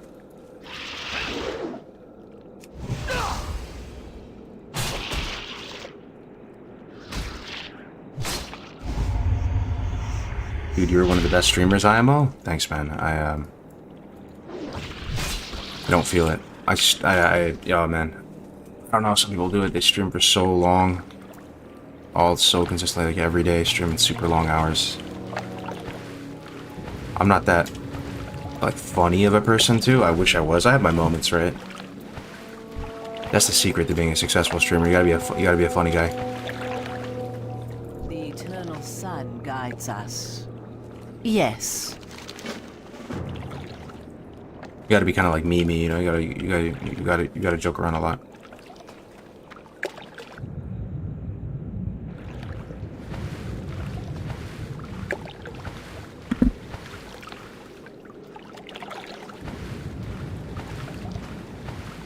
What add-on is this? This is the Rested XP Leveling add-on, man.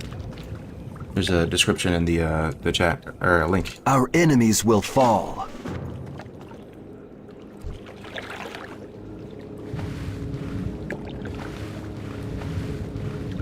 Rob has a lot of memers spamming it right now, but in a week or two it'll be back to normal charming self.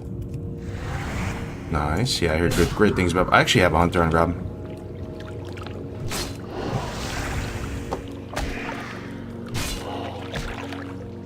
The haircut is crisp. Yo, thanks, man. Yeah, I was feeling like a bum today. I was recording a video and I was like, damn, I need a haircut. Whoa, look at this area. I'm getting nerd chills. Nerd chills, nerd chills. This is really cool. This little Amani vibe over here. Zeb Sora. And the ambience just gonna go ahead and change over like that. Getting that swampy kind of... I'm with it.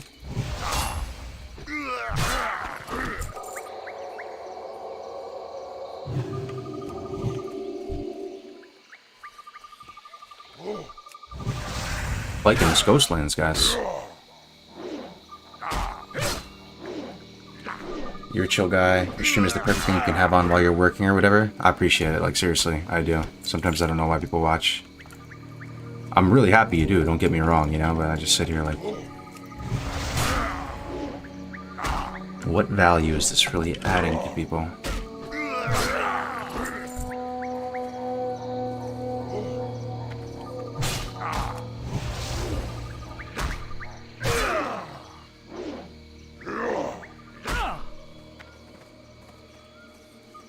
Blizzard needs to die. They're parasites, deforming a classic game with microtransactions and BS. The worst part is everyone is perfectly willing to bend over and get mugged off. Rip classic. Oof, man. There's some truth in what you're saying, for sure, man. But at the same time, I don't know. I don't know how to get that outraged. You know, like, dude, the game is still fun. All my friends play the game. And I don't know, it's not like they're doing it. I mean, is it really that bad what they're doing with it? I mean, they're just selling a little mount or something. I mean, private servers did the same thing. It's not ideal if I could snap my fingers and take the mount out of the game, you know, but that's a hot take, bro, you know, like, I'm still appreciative of TBC Classics coming out. We got Arena coming. Like, is the mount and the boost like that much that it's gonna like completely destroy your take on the game and you just never want to play it again?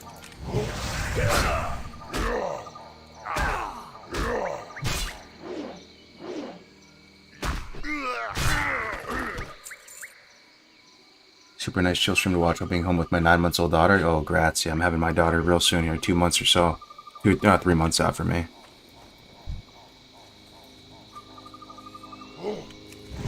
Congrats. How is it? How's the first 9 months? Is it as traumatizing as they say? Or, you know, are you as sleep deprived as they say?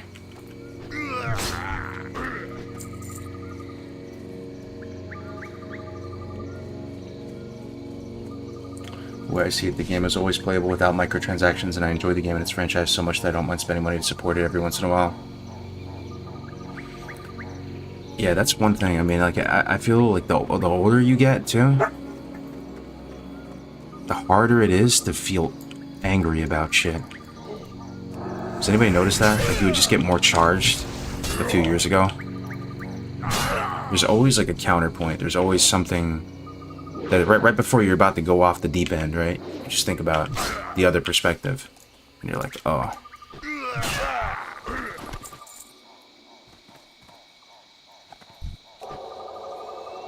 I don't know, man. I do think there's these moments where Blizzard is, like, pretty greedy. 100%. Like, 100%, like, just, like, really unnecessary.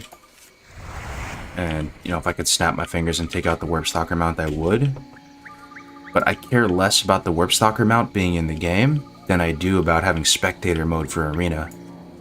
You know, than I do about having War Games cross-server. Like, I know I'm hung up on that, but... You know, call me crazy, I'd rather have... If you gave me a choice between TBC with every TCG loot in the game, but it has no War Game and spectator mode, and then a TBC with all that stuff. I want the war game. I want the cross-server war game, cross-faction war game. I want the spectator mode. Some guy riding around on a warp stalker mount. It's whatever, man. I mean,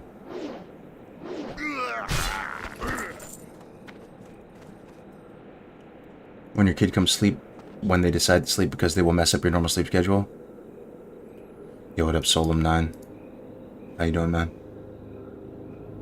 Can't wait to see you on your warp stalker. Apache, you funny, bro. You're a funny guy, Apache. I like having you in the chat, man. It's actually, you cracked me up, bro.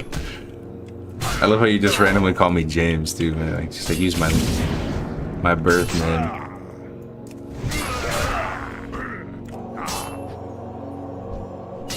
I wasn't even planning on buying it, to be honest. This doesn't seem worth it. If it was worth it, maybe. I mean, I'm gonna do the boost, but I'm all about that Glad mount, brother. Yo, Orange Juice with the tier 1. Thank you, man, for the 7 months of support. Yo, love to see it, brother. Thank you so much. Looking forward to lots of great things during TBC Classics. Same, man, same.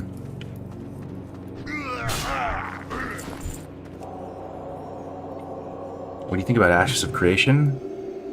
It's slowly growing on me. Slowly. I'll tell you what, like, most of you can kind of see, like, how fixated and silo-minded I am about having, like, something look cool and the art assets and the universe and the vibe being, like, really... It has to mesh. Like, when I see a new game, I have to like and enjoy the art style and the universe and the vibe of it. You know, that's such a big deal to me. Like, I can't ignore that and play the game because it has good mechanics. It's really tough for me. Or, like, good gameplay systems. So, like, when I saw Ashes of Creation... and I saw the colors, right? And you have all these, like, you have like a bright purple over here spell, a bright pink spell over here, you know, this green fell colored spell, and people have this, like, the whole art style and universe wasn't grabbing me by the collar and pulling me up close and bitch slapping me across the face. You know, that doesn't sound like a good thing, but, you know, I want a game that's gonna do that, you know, like a game that you see and the art style, and like that's how I felt when I watched the Diablo 4 trailer.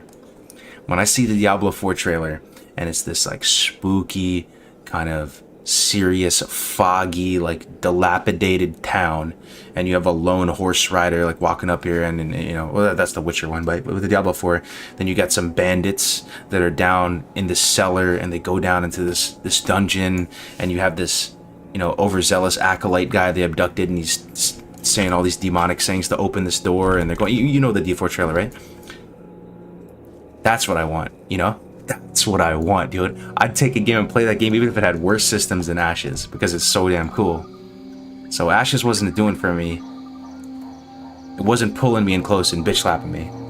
But, you know, I keep hearing from that guy and watching videos with the CEO or the, you know, the guy who's funding it. He seems smart, man, and he seems sharp. And you guys keep talking about it and talking about how awesome it is, that it's kind of growing on me a bit.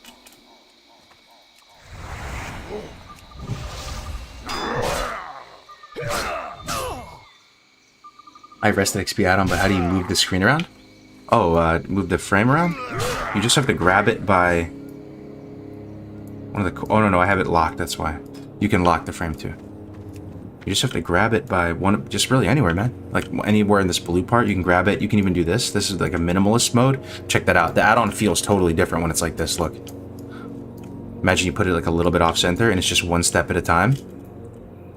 Doesn't that look so different? And then you can, you know, make it go down, hold down Alt, make it as wide as you want, fully responsive. And then the arrow, you drag it around, you can scale it up and down, and then you can just lock it whenever you have it how you like it.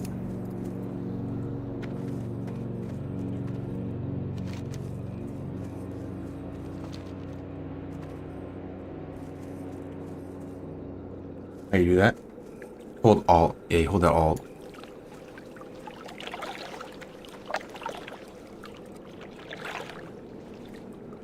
I take offense to the fact that they add retail mount to the classic collection. Target mount collectors in retail to buy the pack to get every possible mount. Disgusting IMO. Well, here's the thing, right? You have no changes, and you have changes. And you have these two doors, right? You either go down the no changes route, which I'm fine with. I love these games to death. But there are issues with no changes as well. Okay? For the record, I'm kind of a bloomer. I'd be fine with either, right? But here are some of the issues with no changes, IMO. One, there's perception of dead game. There's a perception of dead game. When a game has no ability to have any sort of update whatsoever, forever and always, it's basically just like a museum piece, you know? And there's some things you can do to get around that dead game feeling, like seasonal servers, cyclical servers, where you do, you know, like hardcore community game modes. That's what we tried to do, right? Keep the game alive, keep the game. But that dead game perception is there if there's never any changes. That's one. The second is that, you know, you can never potentially improve it, sort of. You know, so in my mind, you can always go back no changes. We can always go private. I actually wish Blizzard would just kind of like coexist with private servers and find a way to either license them or do something. But I always like it's always a kind of like a balance, a checks and balances in the force, that the community had the ability to spin up their own servers. That was so cool to me. I never really saw a game like that before, where anybody, Joe Schmo, can spin up a Mango's core and jump in with GM commands and fly around and all that, right? But when you go down to the changes door, like the downside is really what you're saying, like the mounts, the skins, Glory to the Sindor. all that stuff, because you're now living in this new like Classic Plus type environment. And I do feel like Blizzard is taking advantage of it a bit. Right? Like if they were gonna go hashtag changes, IMO, they need to slow roll the MTX a lot more, bro. Like it's too aggressive. It would be my take on it. Like it's not gonna make me stop playing. But like they gotta do like some gentle changes, man. You know, like maybe one thing. Like now they got the imp ball. I don't know if is that real? Somebody linked me an article about the imp ball today. Warp Stalker mount, all this stuff. Like maybe just the cloning and just the boost. No Warp Stalker mount. It's like too fast.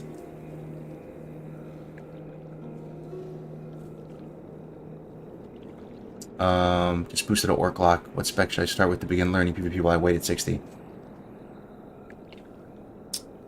At 60, I would probably I'd go Felguard and Soul Link, and just getting used to having Soul Link on and buffing it and getting accustomed to it. I'd go Soul Link Shadowburn. Soul Link Nightfall is a bit closer to what you'd be playing in TBC. It's a bit closer to SLSL, but I think Soul Link Shadowburn is super fun. The only thing is, shards are such a concern in Classic. That's so hard to get shards that maybe you actually want to go like Felguard and then down to Nightfall, or use the remaining points in Affliction, so you're not just hemorrhaging all your shards with Shadowburn. It's not a bit, mate. They destroyed the game IMO. You just don't see it yet. I mean, you can always go back private, like I said, but we'll see. The dark times will pass. Yeah, you say they've destroyed it, right? And there's some truth in that. I'm acknowledging that. But like I said, the War Games cross-server, the War Games cross-faction, the spectator mode. Dude, I wasn't even anticipating us to get that. You're telling me we have spectator mode for TBC Arena? You're telling me there could be a renaissance era of TBC... Baladash, Malanore. WoW PvP? We will have justice.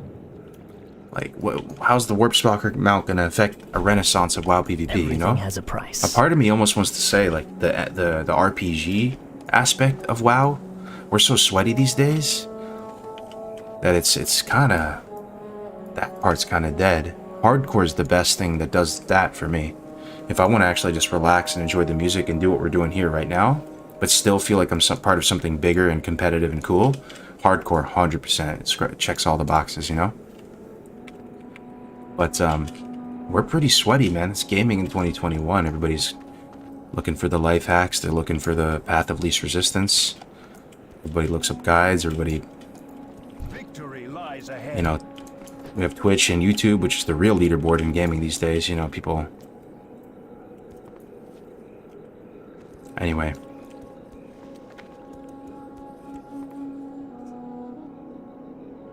People just have a very defeatist attitude. No need to simp for a multi-milli corporation who doesn't care about you. I'm not even... Oh, I don't know if I can say that, bro. Watch me get canceled. I thought I'm actually not allowed to say that word, but...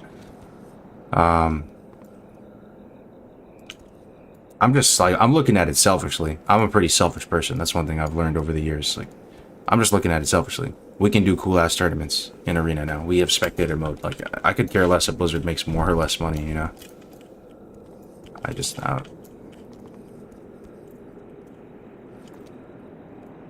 You know what's the most important thing for a company that makes 150 million a month? Make 151 million the next month? Yo, what's up, Bipedal?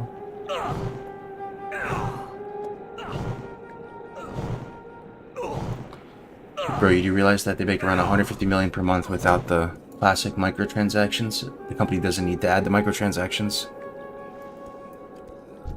No, 100%. I'm just saying, if you're looking at it very selfishly, you don't need to buy it. Like, I'm not going to buy the Warp Stalker mount. I will buy the boost. I'm not going to lie about that. And we'll just drop it. I have one-of-a-kind items.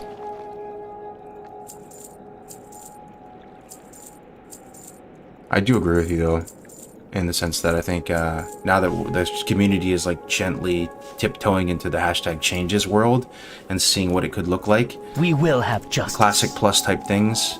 You know, adding Seal of Blood to Alliance, tiptoeing into that domain. Blizzard's like, Warp Stalker mount, boost, Dark Portal Hearthstone, Infinite Ball. Yeah. So.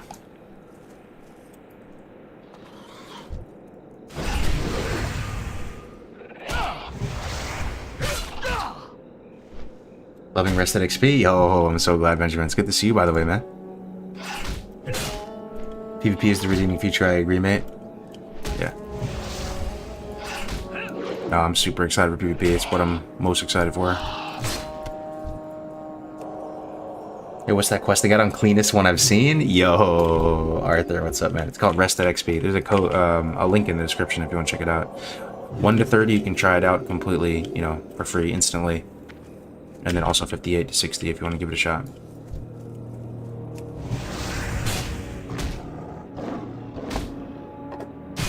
Anyone know if Gladius or something similar is out for TBC yet? Just on the beta, there is something called S Arena that was out. It was way worse than Gladi though. IMO, they're just the system for tracking, and it didn't even track enemy cooldowns. That's the bad thing about it. It didn't track any enemy cooldowns. It tracked the DR, but I couldn't get mine to show numbers on the DR. I just had to look at this little clock to see if the Fear DR was running out. I really did not like S Arena. And then also with S Arena, when you go into the arena, you can't see who you're fighting against if you can't target them. Which I know some of you swear that's how it was back in TBC, but hey man, if we're living in hashtag changes, I really think they should change that. Like, you should be able to, maybe not even the spec, but you should know if it's Druid Rogue versus Rogue Rogue. Or if you should know if it's, you know, you should know if it's Rogue Priest versus, I guess you would. Yeah, I mean, that's one of the main ones. Rogue Druid versus Double Rogue. That's a big one, man. Or just not knowing what you're up against. Feels bad.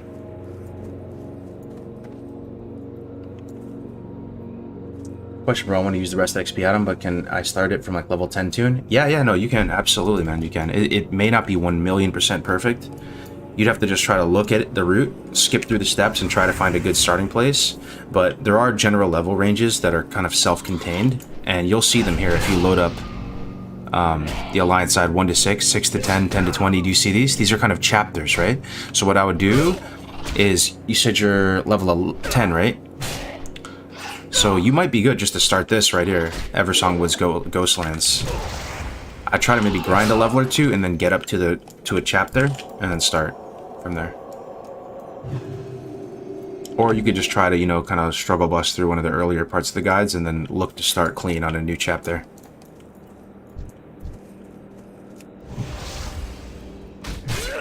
Where's Tactics? He's in the chat. He's in the Twitch chat.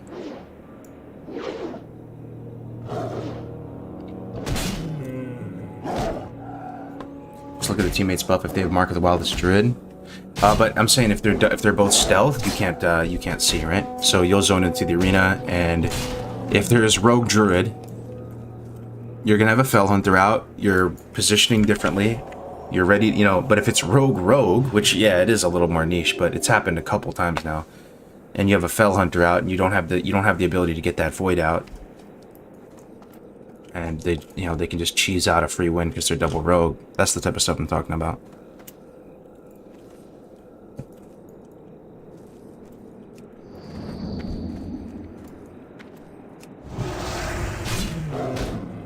Hey, is Orc Warlock a lot worse than Undead at high level arena? No. Has its own merits. I love Orc Warlock. I could sit here for the next 30 minutes and talk about why I love Orc Warlock so much, but nobody's trying to hear that. There's actually so much to enjoy, from the nuances of Blood Fury to being able to itemize differently and use the Resil trinket that gives you 36 flat Resil plus an on-use heal that works in tandem with your Fel Armor. That little combo that you guys saw me use, right? I mean, just to put it really simply, you Blood Fury early, right when you're getting, the Rogue bursting you with a bunch of Wound Poisons or Mortal Strike, and then you wait for it, you're taking big damage, and then as soon as that Blood Fury falls off, it cleans you from all the Mortal Strike effects, then you pop your Hellstone, and you pop it in tandem with that trinket, and it's like your own little mini NS because you're an Orc. And the downside to that was that you would have no on-use trinket, right? You would have no... You're missing an on-use trinket. You're missing 150 spell power, but you still have it with Blood Fury. And there's more to it. I mean, just the stun resist, the fact that you can use that helmet that has 10% stun resist, or just use the metagem for the stun resist, and then get up to 25 or 30% stun resist. Yo, these mobs are freaking tough. What the hell? Someone healing me? Someone healing me. Oh, nice. Mobs are tough. It's a 15 bat, so strong. Damn. Yo, Ghost Lance is pretty tough. Somebody in the chat wasn't kidding.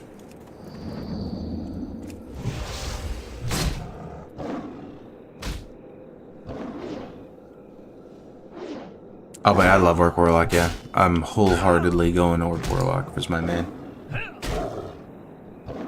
Yeah, Fallow, they're actually pretty tough. I see it now.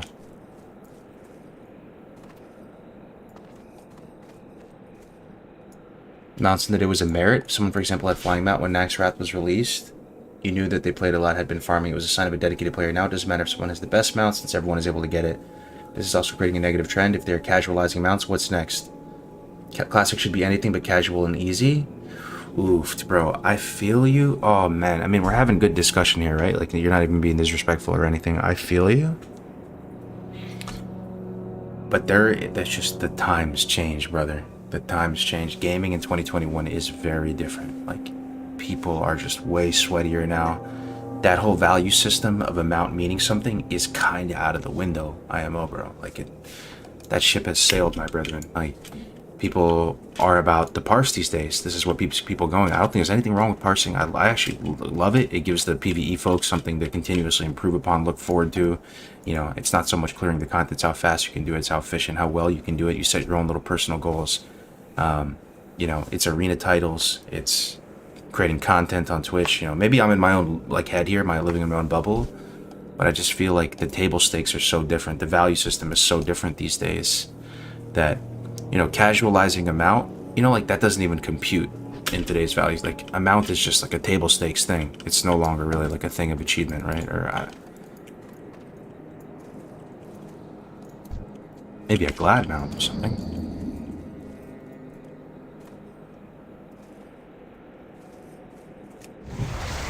The sweaty players are not the majority of players, though. Yeah, I don't know. Maybe, like I said, I could be in my own bubble, but that's just my take on it.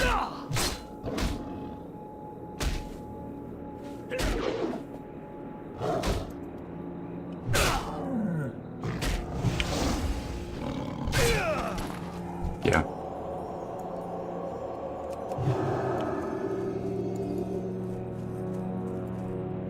Life is short, man. You gotta appreciate each day, and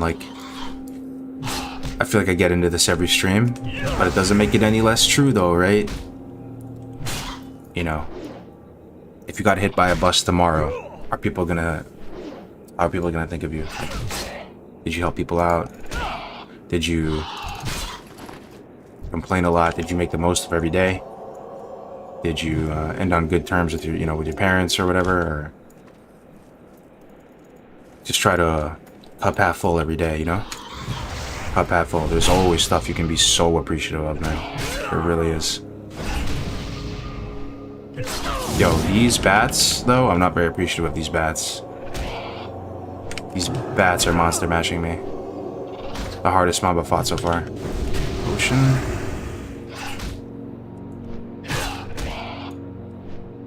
Okay. About to get 1v1 by a bat. Dude.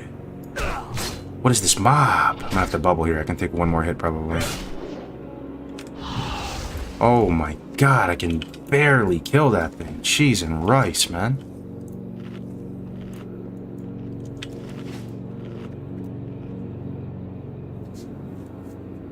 Does Questy work? Yeah, Questy works really like complimentary to this add-on actually. Read its buff? Which buff? Bats hurt like a motherfucker, but it's awful as a rogue. Yeah, dude, I'm seeing that. But people complain about this game because they actually care about the game and want the best for it. Just like if your friend began taking hard drugs, it's just hard. It's not just to complain. I feel you, but have you do notice that some people are just kind of doomers too? I'm not saying you are, but whoever said that in the comments before, it's not that. But there are some people, a percent. I'd like to believe it's a small percent, like 1%, that are straight up just like taking that black pill every morning, man. Like they just kind of get up, bro, and they're just like. They're just miserable, man. They're just like, there's nothing you can do about it. Like, they're out there, man. You can't cheer them up. There's really nothing you can say. Like, you give them you just give them, 100 grand. It's the next day they'd get mad about something.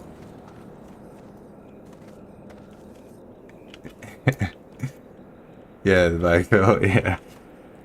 Yeah, and that's one thing you'll see in life too. You ever have like a friend or something that they're either the unluckiest person ever, or well, you guys ever have a friend where it's just like a storm cloud follows them everywhere they go? It's like the Lemony Snicket series of unfortunate events. Like it always seems like bad stuff is happening to them. Their life always seems so bad. Those people, it's probably self-inflicted.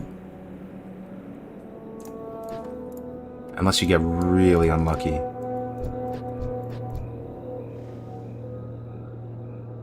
Bro, is a paladin getting used to the no spell batching again? Yikes. What's different with it again? What, batching a judge with a seal or what?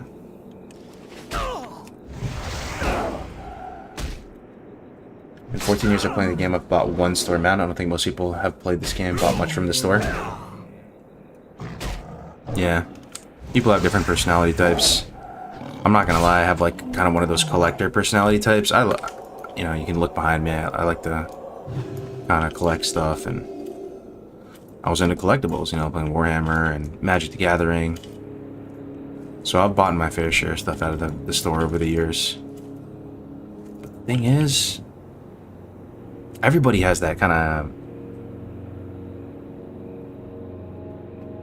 guilty pleasure. It's not even a guilty pleasure, you know what I'm saying? Like, people waste money in different ways. For me, I like buying technology, like gadgets, technology, or actually prepper stuff too, like survivalist stuff. Like I actually waste a lot of money on that stuff, and I'll never actually use it. I'll buy some sick like solar panel backpack, and I'm like, oh dude, this is gonna be amazing when shit hits the fan, right? And then I never use it. Like I went into my garage today, I saw this huge solar array that I bought, and it was cool as hell. You pretty much spread it out over a picnic table, and it's probably 6 feet long of solar panels, and you kind of unfold it, and it can actually get a good amount of power going for it. Used it one time, just tested it to see if it would work, and then never used it again.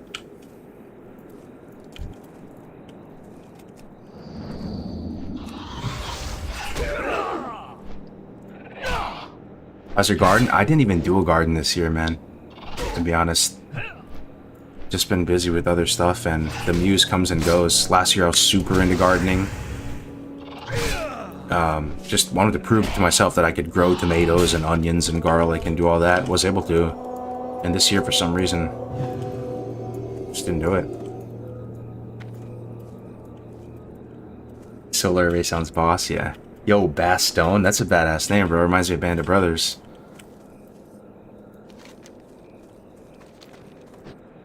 Gardening is the shit, change my mind. It really is, though. Gardening is a very good skill to have. And that's one thing I'm going to do with my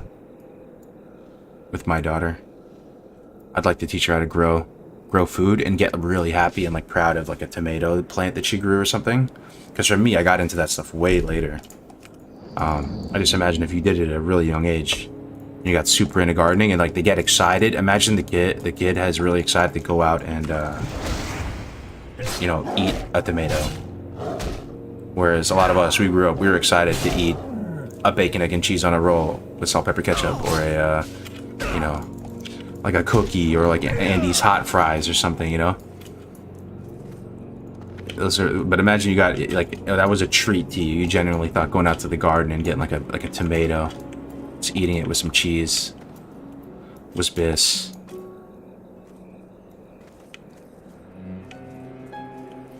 That stuff is bad for the environment here. It has to be disposed of through a special process. What's that?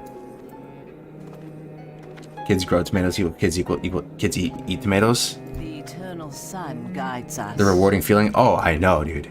Yes. I was all about it last year growing that garden. I took so many pictures. I would go out to it was such a nice feeling. I would go out to the backyard and come back with a basket every day. It felt with, you know, tomatoes of different types. Roma. What's another tomato? I probably grew it. I grew so many tomatoes. Roma. There's little cherry tomatoes. There's these California like golden tiny nugget tomatoes.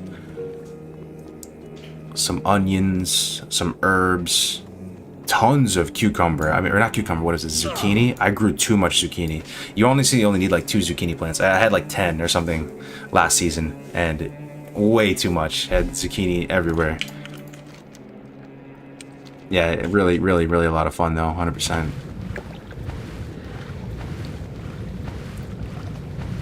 Garden tomatoes with salt and pepper, wow, yeah.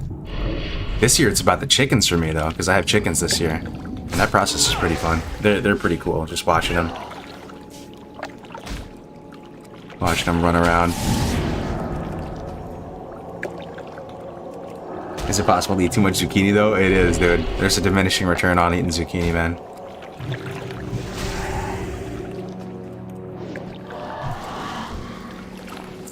I'm new to Paladin. When's the best time to use Seal of Righteousness and Seal of Crusader? Is are you saying SOC is Seal of Crusader? It kind of depends what you're doing. A lot of times it's not even worth it to use Crusader. Like if the mob's just dying really quick, you might as well just judge Righteousness. You'll probably get better value out of that. But if the mob's gonna stay alive for a bit, you can judge Crusader first, and then that'll give you bonus holy damage on your subsequent right clicks. Like this mob, you know, you'd walk up to it, Seal of Crusader, get that little yellow debuff under him, increasing holy damage by up to 35. So every time I swing Seal of Righteousness, the seal will do a bit of bonus holy damage, and that'll be amplified by that. But you know, the mob has to stay alive long enough for you to get good value from it. But to keep it really simple, if you're new to Bally, just use Seal of Righteousness, just judge it, use it, you should be fine, and then you'll get this spell later at 20. Seal Command, and you should use that. Collect medallions from the mud piles at the bottom of the lake as you kill apparitions. Got it.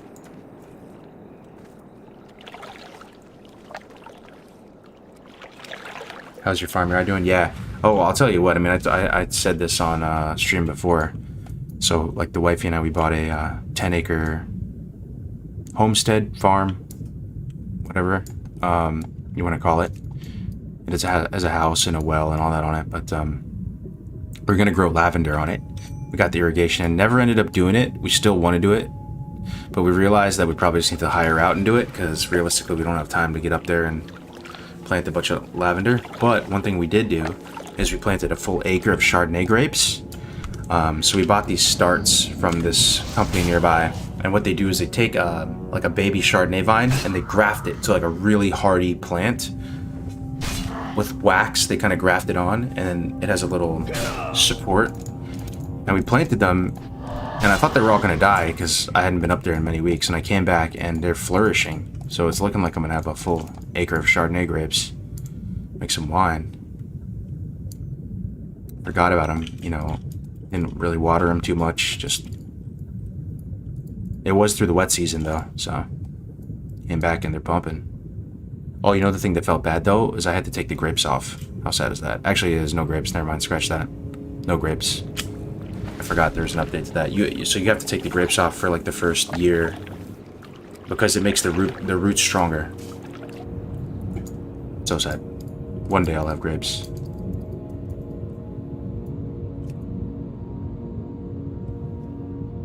Okay, thank you. So is Seal of Command always stronger and a better option than Seal of Righteousness? I don't want to say always.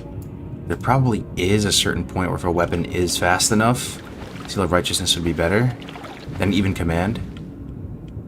But for all intents and purposes, no, it's pretty much never better in practice. That's one of those things that sounds good on paper. Oh, Seal of Command is better if a weapon is this fast, but Seal of Command is fun. It's big burst. You can use it, have a little combo with Hodge, deals more damage when the target is stunned. Your Seal of Casino, it's fun. It's like telling somebody not to use Storm Strike or something, or telling somebody not to use Wind Fury, you know? Seal of Command's a lot of fun, it's really strong. And you are going for slow weapons anyway.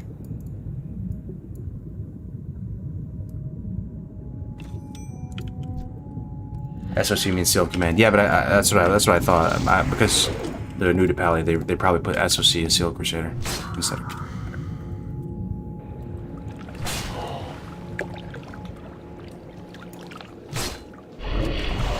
Already in love with Rest XP. Can't believe I was using Trash Questy. Yo, I'm so glad. That makes me so happy, Arthur.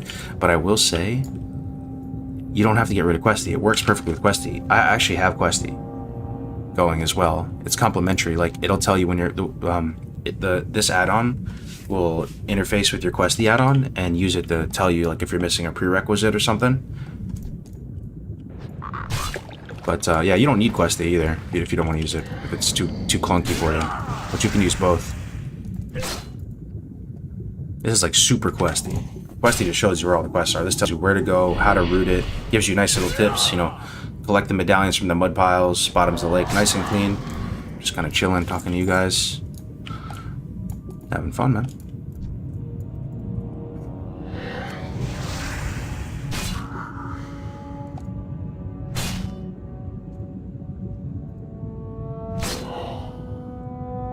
Yo, what up, Corpse? How we doing, man? What is the price of the add-on? Add-on is free. It's open source. It's on GitHub. You can do pull requests and do all your big brain stuff. But there are paid guides and routes. It's 1 to 30 is free and 58 to 60 routes are free. And then there's paid routes on there as well. If you want to check it out, it's on rest.xp.com.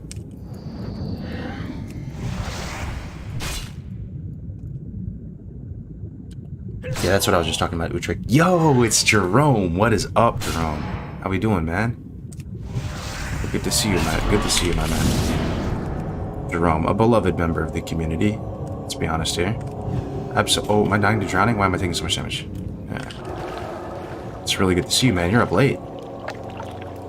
You are up late. You're EST, right? It was like 4 a.m. for you, man? Yo, one go moo in the house, too? What's up, man? You playing a paladin at 60? I might make one for my 4th altar, so I think I'm gonna level this guy to 60, yeah. You know, apparently it's all the rage when, from a gold making perspective. It'd be really nice to have a pally, and it does look fun. If it wasn't for the fact that paladins don't really fit the bill for me when it comes to PvP, I think it would be a really, really attractive class to play as a main in TBC. But tanking on a prot pally in the Burning Crusade is, what do you guys think? Top 5 most iconic playstyles in all of WoW history? TBC prot pally? You know, I think Warglaive Rogue Warglaive Sub-Rogue or something like. When you think of the most iconic and fun and like treasured chapters or like iterations of talents and specs, right? Like that's got to be up there.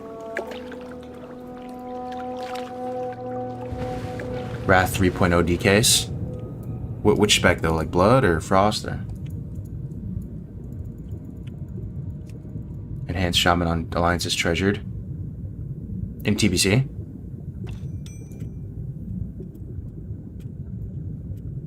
Classic AoE Mage. Oh yeah, that's another one. Yep, I'd put that up there. Frost Mage in Classic is, I swear people get legitimately addicted to AoEing on a Mage in Classic. Some of these Mage streamers, you'd probably ask them, they'd probably be open about it and say like, yeah, I'm legitimately addicted. Just watching numbers and like doing huge pulls on Frost Mage in Classic. Also, is Fury Warrior in Classic addicting? It really is. It really is. The longer you play Classic, you just want to play a warrior. They're the Lamborghini, they're the sports car, they're the Porsche, they're the insert whatever nice car you want in there. You pump them up with massive world buffs. You funnel them gear. They do, you know, sweeping strikes, cleave. The damage feels so good. It sounds so good. It's Classic Fury Warrior is like top. I think top 5. Legitimately addicting. It's not only addicting, it's great content for downtime.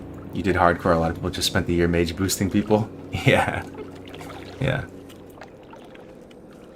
Killed apparitions all around the lake. Alright. Okay, these are the apparitions, the ghosts. Gotcha. It's video game cocaine. Yeah. To the point that people were like, world buffs ruin Classic. World buffs ruin Classic. And then Blizzard was about to maybe remove them. And people were like, yo, hold up, though. Hold up. Relax, Blizzard. They did ruin Classic, but we already got a taste of them. The dark times we will already pass. got our crack nugget. Like, now you just... We need to find a way to preserve the world buffs, but also unscuff the game.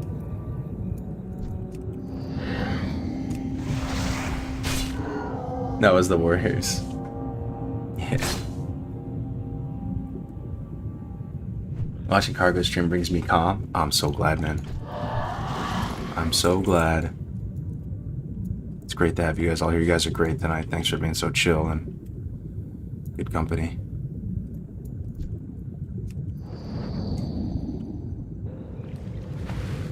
What server is this? This is Bloodsail Buccaneers, my man. US East RP PvE server. I'm maining. This is gonna be my main server. Fury Warriors without world buffs would drop DPS wise. Oh yeah, big time. Oh, I saw Def Camp doing a Nax today in Pre-Patch. Has anybody raided since Pre-Patch? How is it? Really, really curious.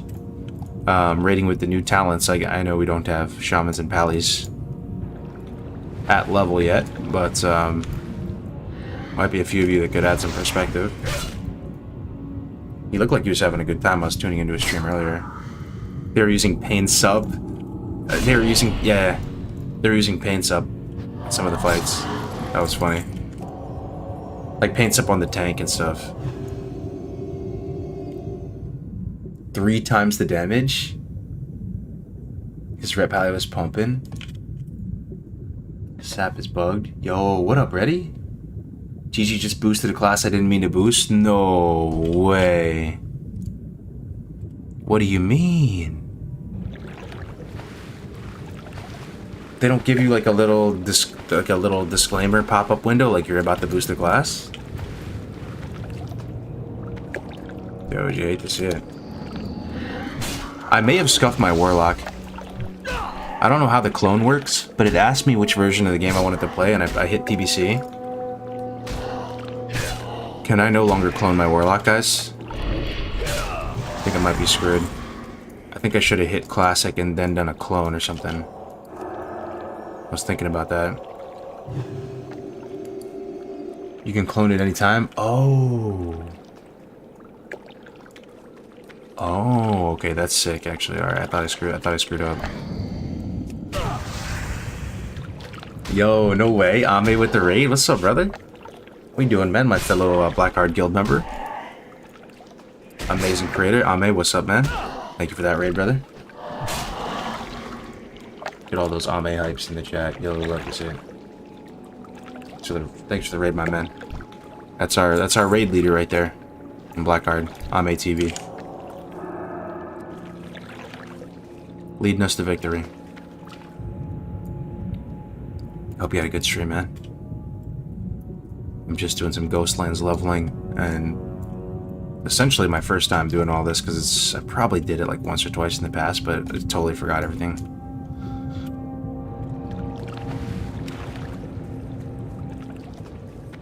What sets your add-on apart from the Azeroth autopilot?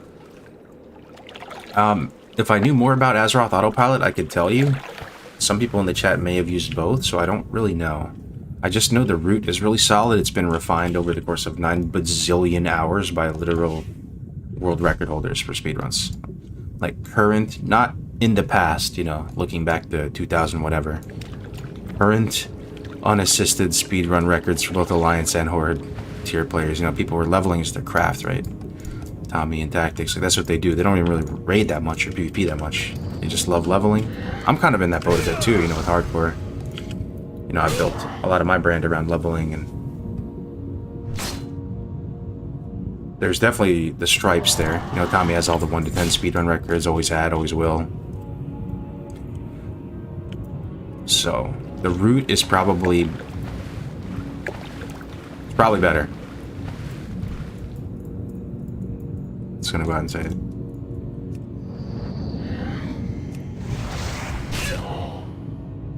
Oh, speaking of my daughter, I go check in on her. Yeah, I mean, that's crazy. You just had a daughter as well. I'm telling you, man. We're all out here living parallel lives, kind of. There's so many of us in the chat right now. I bet you that we're more or less in just equal stages of life. A lot of people are buying houses for the first time, having their first kids, kind of getting to that management tier at work, getting those juicy promotions and bonuses starting to come in, starting to get married. It's cool that we have this community. You know, the other gaming communities probably mostly like 16-year-olds in them, right?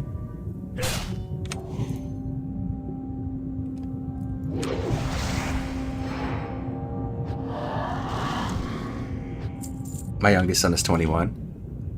Got some OGs, man. Respect.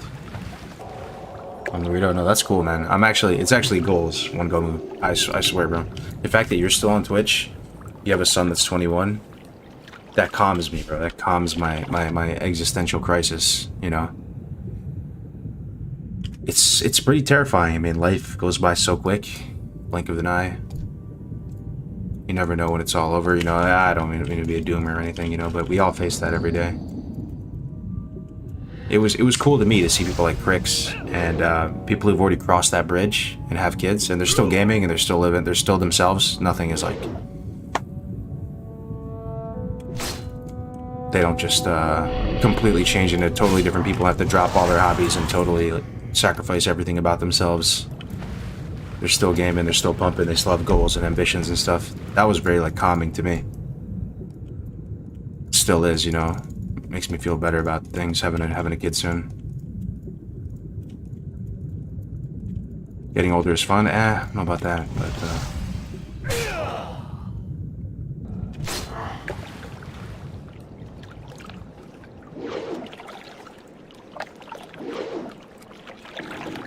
find out the gender tomorrow? Nice, man. Love the HC stuff. You reckon you will do TBC HC? Yeah.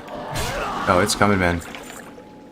I'd like to do the hardcore cups. Those are a lot of fun. I have plans to do like a really big one, like a month-long one. We just need to make it like a big splash, you know? I've been talking about it a lot. Like a 2-week-long hardcore cup where everybody is racing to max level. You have one shot at it. You can't restart. There's big money. Imagine if you win the first place winner. Imagine wins like a Hyundai Altima. You know, somehow having a big enough prize pool that people are genuinely excited and feel that Baladash Malanore. sense of Salama Ashalanore. absolute sincerity as they're doing their hardcore run, right? And the world is actually terrifying, and the, you know, just creating the rule set where it feels like the Hunger Games, essentially.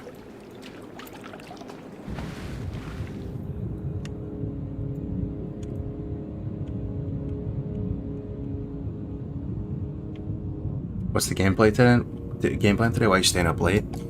I was just procrastinating on the stream all day today. I had a bunch of IRL stuff. I've been telling myself every day I'm going to put out a video and I'm going to stream. It's a 2-hour stream, 3-hour stream. It's all good, but I got to get it in. Stream and a video. It's pretty much as hard as you can go as a creator. You don't really have much brain power to do much else in just one day. So I got the video out earlier.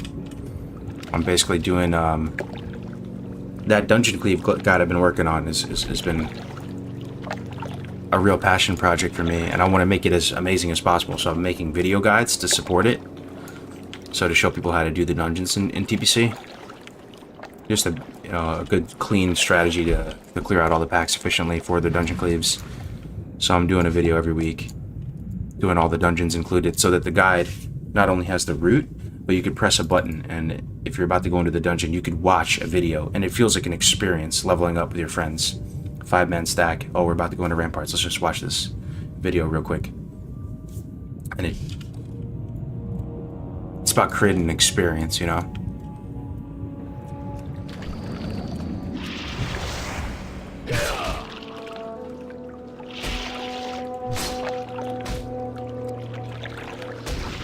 I recently donated via Streamlabs. First time everybody didn't see it appear on stream, so wondering if it went through. Yo, sorry about that, man. My alerts are so scuffed. I didn't hear anything either, man. Let me check, actually. Let me check. Don't see anything. Oh. Oh, I do see something. Oh my god. Is it David? Yo, massive donation too. Yo, David with the $50. You didn't see it, right? I didn't ignore it, right, chat? Did an alert pop up?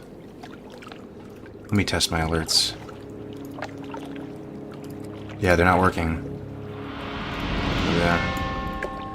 Been following for a long time. I still remember the Boomkin tank experience and recently gotten in a position I can start giving something back for all the good vibes and cozy atmosphere that all your streams have given. Take care. Best regards from Sweden. Oh, man.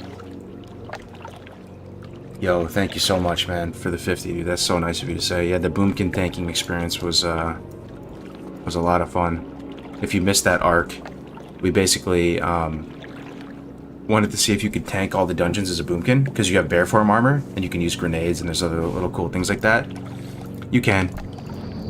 I tanked everything up through ZF as a Boomkin. It was a lot of fun. Yo, thank you so much, man.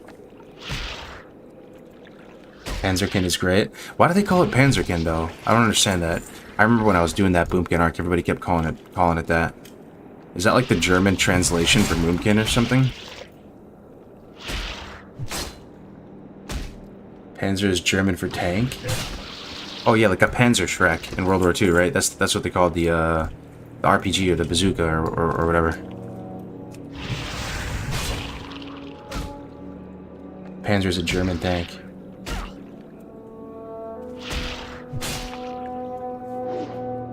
Did you hear about the Heroic Dungeons website, Timers website, where it's an add-on and they compete? How do you feel about that? Which one are you talking about? Are you talking about Dungeon Cleave?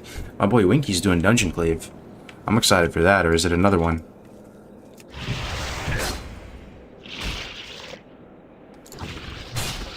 Hey man, just wanted to say that since your add-on list and UI setup from your YouTube video, I've been playing better and finding everything way better. Oh, no problem, Delashin. I'm glad you're able to. I'm glad that was able to help you out, bro. The Dungeon Cleave website seems good. Everyone's doing cool ideas. Hell yeah, Jerome. Well, you're down to work on the arena one together, right?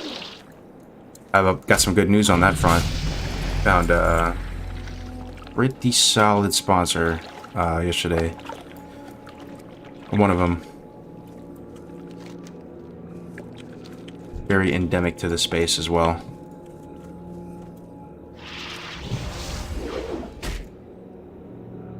Excavation add-ons. Which one are you looking for, Long Beach? The leveling one or the UI? Oh, we just leveled. Oh yeah, what are we, 14 or what? I can equip some of this gear that I bought. I think that's about it though, for now. Once I can equip this, Raxer Club, at 16 it's going to be huge.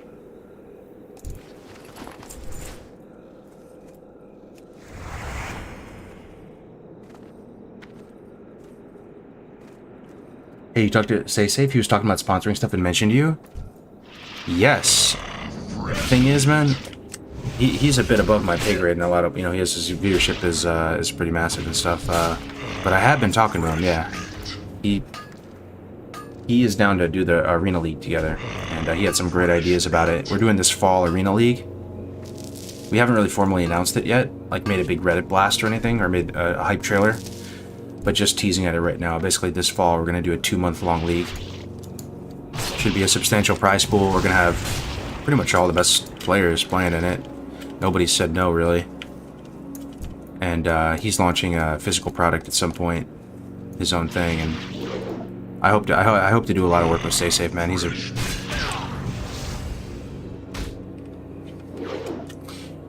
one of the OGs. He's been around here. Been around for a minute.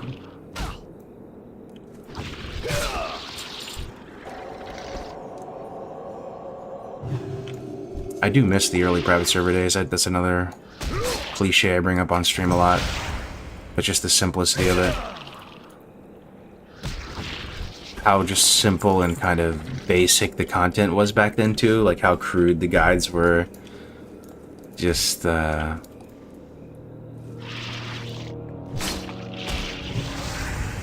times, man.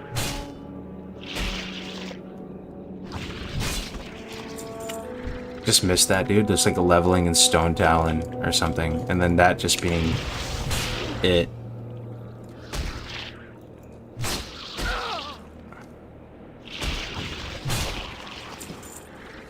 I need to finish this quest. Kill apparitions. Yo, what up, Seth? How we doing, man? If a sponsor wanted to get on that, would they just email you? Yeah, yeah, absolutely. Kargoz Gaming at Gmail, man. Or you can DM me on Discord, Rendrick, if you're all interested.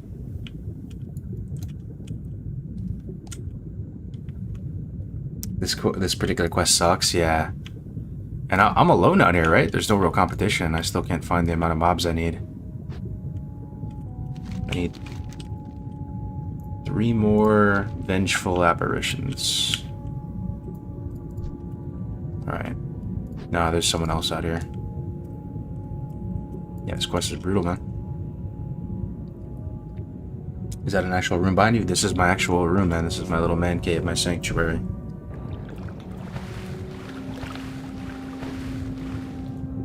Rest at XP is sick. Currently using the free version, level 23 at the moment. Yo, you'll love to see it. So glad, so glad. The feedback has been so good, man.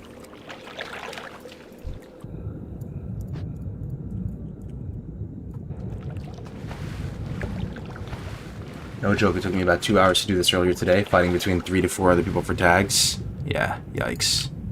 Almost done, though. At this point, I really should just finish it, though, right? 3 mobs. 3 mobs to go. Oh, I see one. Oh, please, let me get this. So we need to... Oh, we got another one. We got another. Come on, come on, come on, come on, come on. We got it.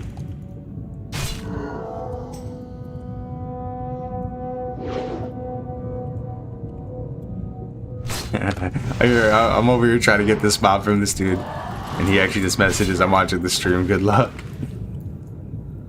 Outed, dude, outed.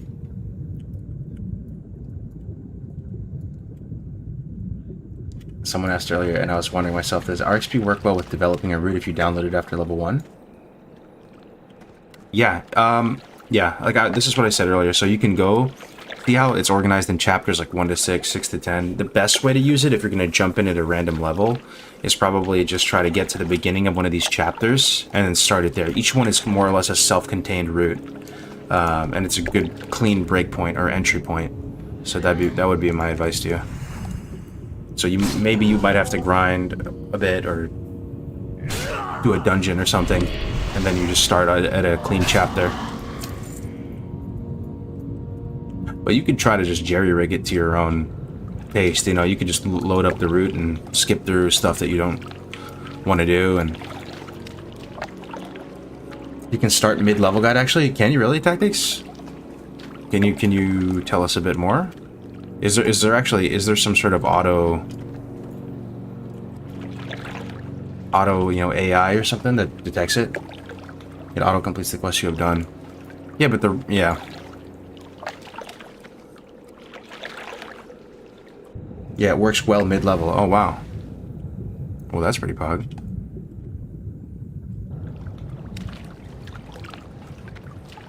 I've started mid-leveling on a 47 and auto updated for me pretty easy. Yo, that's sick. That's awesome.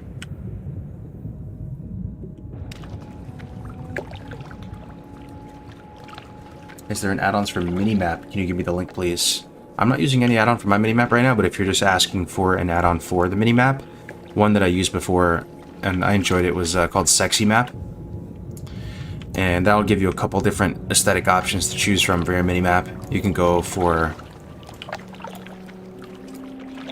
like a space age kind of look, or a more rustic look, or really anything in between. Yeah, it knows exactly what quests you have done. So let's say you're level 9 and you choose 6 to 10, then it will tell you to do 6 out of 7 quests you didn't do. Then maybe next step, that could be the level 9 quests. Gotcha. But my thing is that, like, if you just jump in at like level 37 Tactics, it'll be kind of probably pretty scuffed like randomly, right? Because you could be in a number of different zones at 37.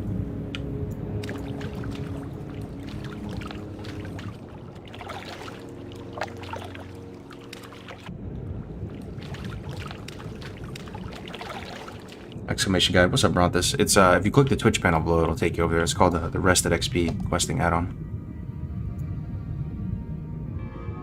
Oh, the big map. Making it smaller in the middle. Oh, to make this big map smaller in the middle? What is that, Leatrix that does that? There's a few add-ons that do that. I don't have it myself, so that's a nice looking map though.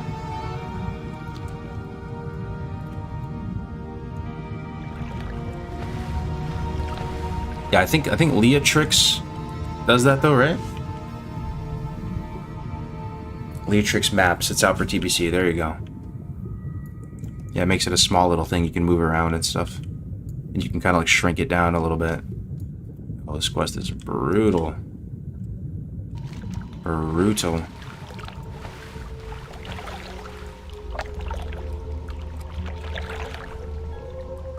Yesterday I found out about Shift M. What is Shift M? What? Alright, well I just found out about Shift M right now, bro. What is this? You can't see it, it's like behind here, but can I move this around? Yeah, look. Unlock the map. Whoa, dude, what? I never used that in my life, bro. Hey, I guess you don't even need an add-on, bro. There you go. Zone map right there. It doesn't show all the questy stuff on it, but I don't know if that's useful, though. What is this useful for? Just to get your general bearings? The old Shift M. That's cool. Exactly my reaction for BGs. Oh, I could see it. Yeah, for BGs. For sure.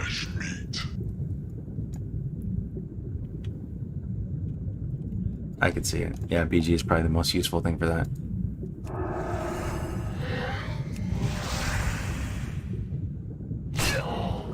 Do you want to roll a Draenei Shama as well? And are you playing this paladin under hardcore conditions? I'm not, because I kind of just want to chill and vibe out with you guys, you know, and just chip away at this guy. And I bought some weapons for him, and I do want to level him pretty quick. And I also just don't really want to delete him right now. I'll definitely do some hardcore in the future, but we just vibing out. Shift M slaps. Oh, we're done with the quest, boys. Oh man, that one felt good. Alright, now we gotta kill a Quantion. How do you make the quest list longer on the add-on? You can hold down Alt, and then pull down. Oh, I have the frame locked right now, so...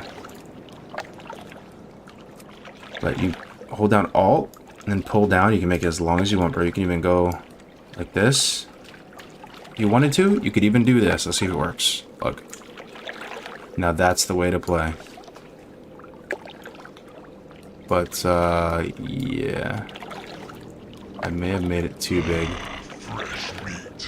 But then the actual opposite is if you want to play like this. This is the minimalist mode. I actually kind of like it. You just put it here. You just have one step. Okay. Click the shrine and kill a Quantion. That looks pretty clean. Maybe a little bit smaller. There you go.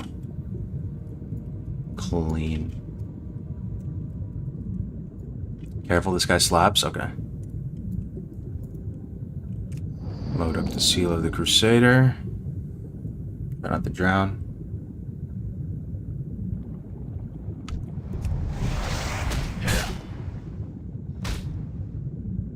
Yeah, I'm gonna bring him up. Oh! Okay, I'll stop the next cast. It's okay. I just don't want to drown. Oh, we got reinforcements too. Oh, he does kind of slap. He actually does kind of slap. Do I bubble? I think I have to bubble. Yo! Thank God this Warlock is here. That might have been tough. Okay. Blood Potion. We probably would have had him. Appreciate it. Big Preesh. Big Preesh.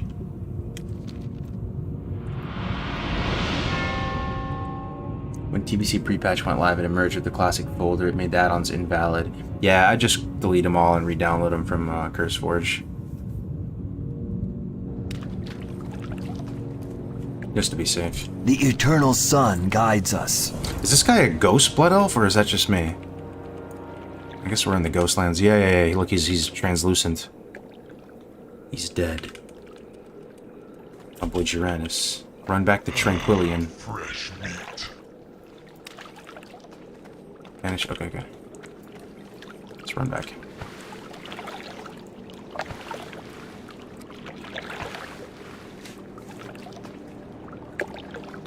Yo, Semonaske. Thank you so much for that tier 1, bro. Appreciate it, my friend. Welcome. First sub to the channel. Welcome to the community, man. Nice to meet you. 14-year-old games was still the best MMO. Yeah, TBC was big. Oh, yeah. TBC is, amazing.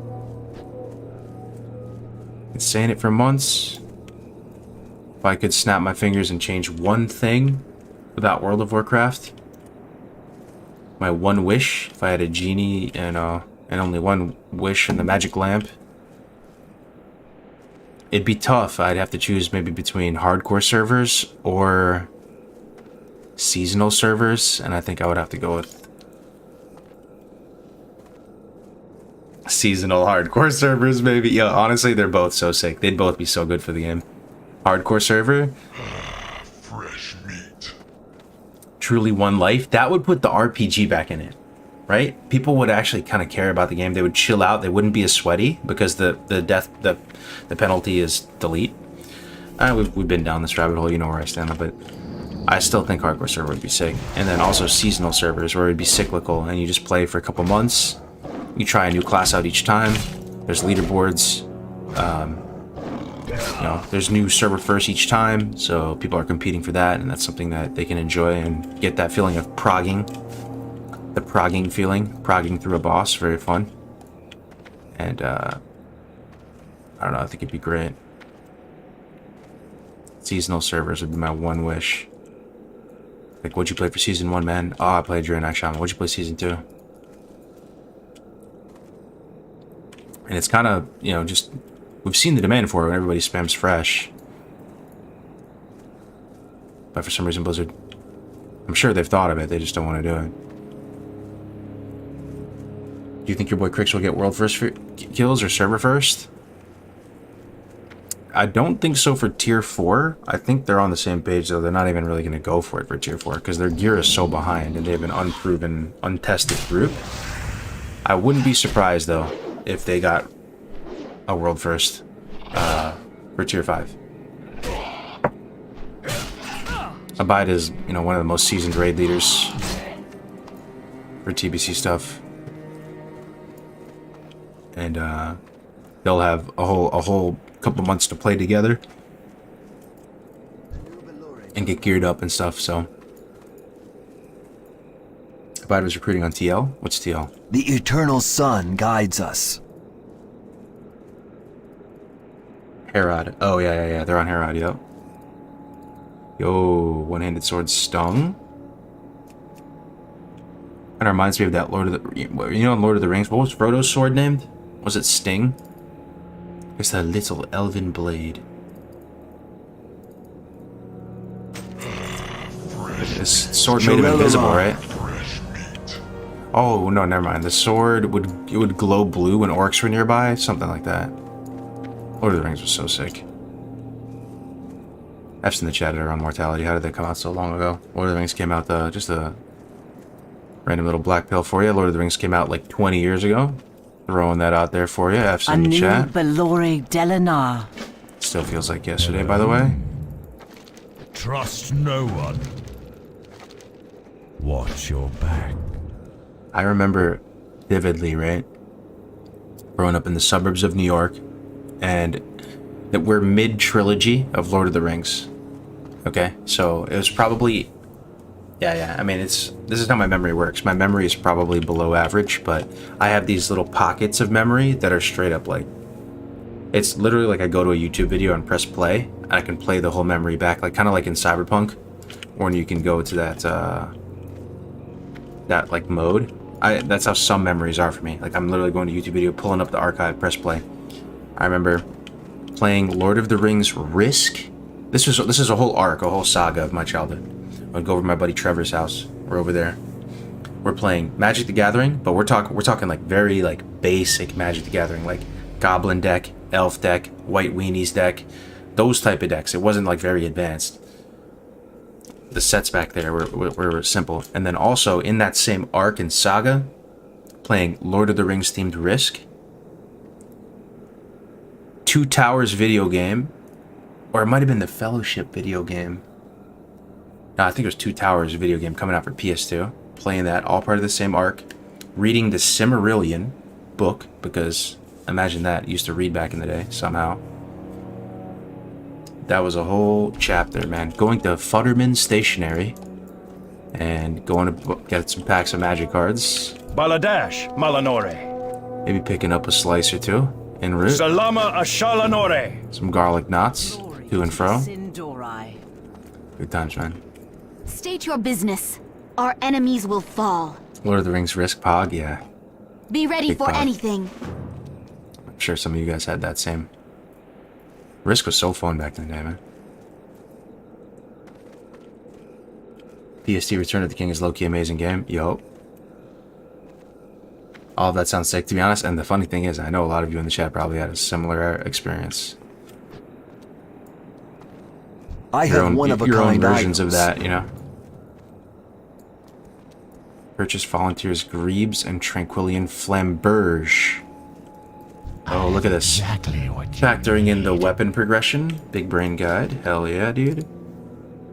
What is this weapon? What the hell, dude? This weapon is OP. Tranquillian Flamberge. Chance on hit sends a Shadow Bolt for 35. Has 3 strength, 2 int. Yeah, only in TBC. What the hell is this weapon? Our time will come. Yo. Oh, dude, let's go. Quick about your business. Bought the Flamberge.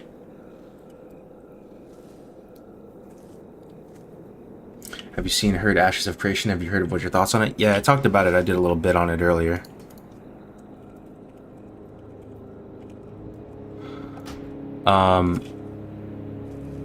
Oh, yo, I can buy other stuff too? What? Dude, this is OP. What is this?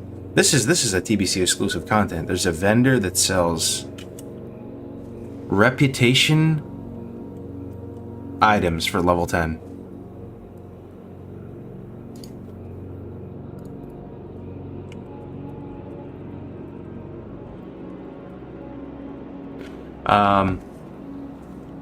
Okay. Dark Lady, That's pretty sick. Just, you know, What is it? level 10, buying rep rewards. Love whatever level we are. Beware the living. Set your Hearthstone to Tranquillian. Every time I hear this name, I think of Peach Tranquility Tea at Starbucks. My basic bitch. Probably, man. Been known to dabble What do you seek? in some Stay Starbucks the beverages. You never did Ghostlands? I think I did it like... I don't really play many Blood Elves, man. I'm a bit of an orc enthusiast. Or if I'm playing dwarves, like I'm playing dwarves or orcs or humans, I don't really dabble with the elves much, you know? What now? So...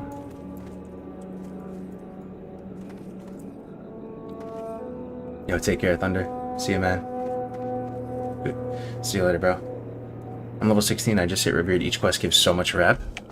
Nice. What is it? Kill arcane mobs for mana essence. Ghostlands was so hard as a noob, yeah. Where's ZA at? Isn't ZA here? ZA is what, here, right? Yeah. I would go to the Ghostlands, but I really went for that. This is ZA, right? Coming through like a passage here, you turn right.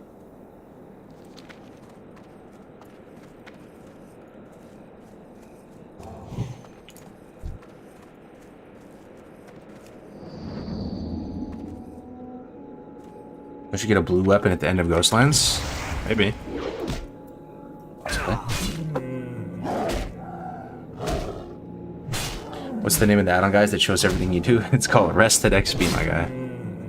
There's a link in the description if you want to check it out.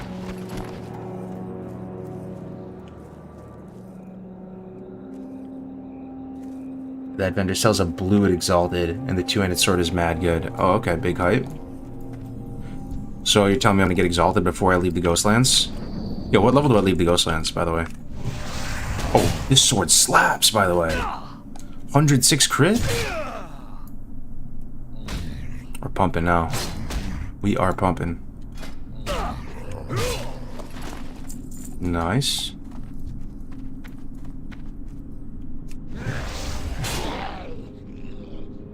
Love the UI. What is it? It's called Dominoes. There's the Shadow Bolt. You saw that?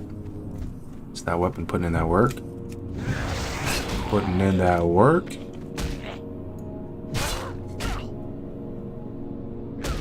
20-ish. Gotcha.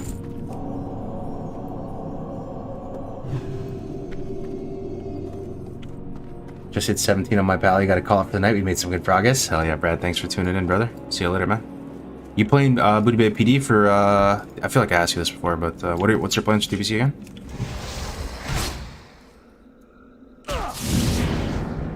You playing with the gang over in Booty Bay PD? I think you said you played Scarum, right? Thinking back, I asked you this one time.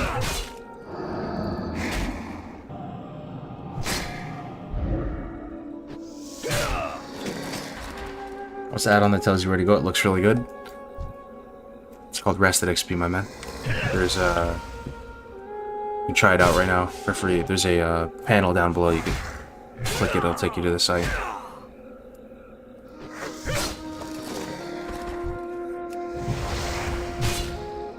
Kill the mobs, get the essence. Azure Song and Chill with some time in BBPD too. Oh yeah, that's with Tuna, right? Tuna and Quissy. Good people over there for sure. Like the drop rate on this.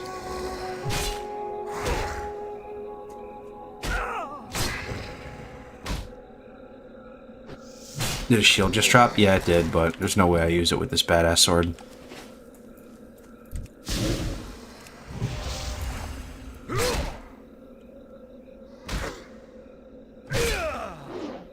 Just wondering how'd you get your add-ons to work. The simplest way is to go over to curseforge.com something, curseforge.com. Go to WoW section, go to add-ons, sort by patch 2.5.1, that's what they're calling this TBC Frankenstein patch. And then look for add-ons.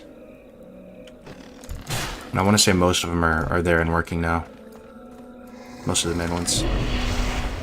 Ooh, that Shadow Bolt proc is so nice.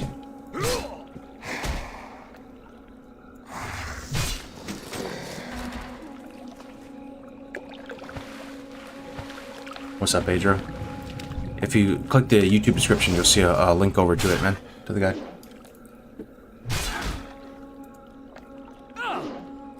Tuna Quissy Red Sonia Jordy. Oh, wow. It's actually badass.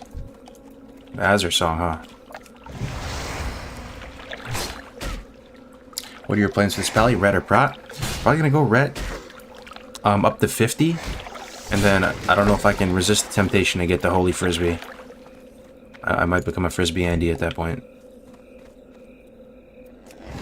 And I'll probably just quest this Prot. 50.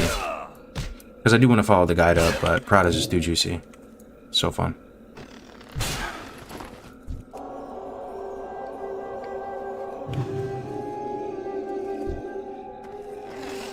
There's no chance I could go Prot early, right? In TBC? Because here, let me see something. Consecration is baseline in TBC. So you get it at 20. I'll get it at 20.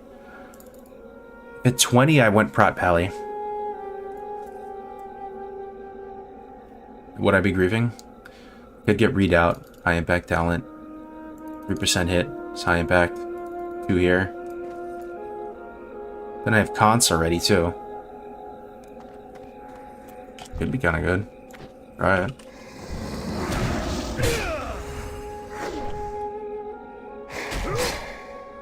Holy Shield. Yeah. Early Pursuit of Justice, yeah. You're right. You're so right. Kill Command's nasty and...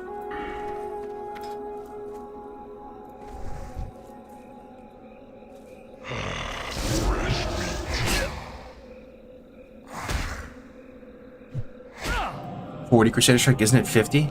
Crusader Strike? 50. But yeah, Crusader Strike is gonna be nice.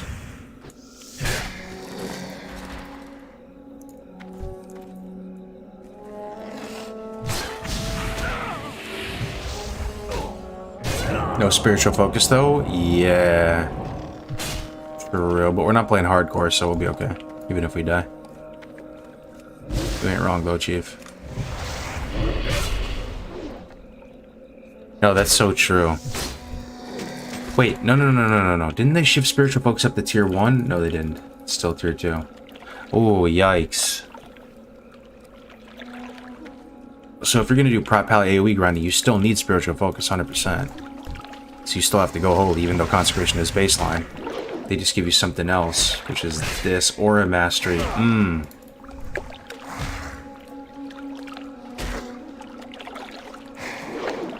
Yeah, that's a bit brutal. You're gonna need spiritual focus if you want AoE grind.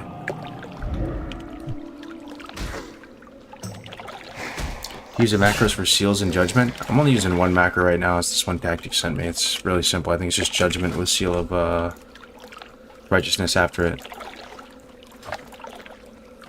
So just pretty much judge and reapply it so you never forget. It makes it a bit easier on your fingers.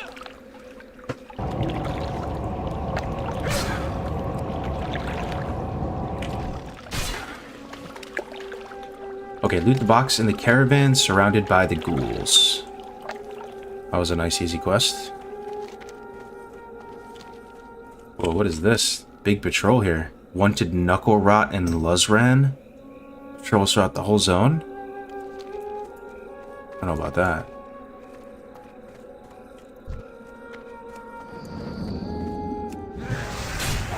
Oh my god, I'm pumping. I'm pumping?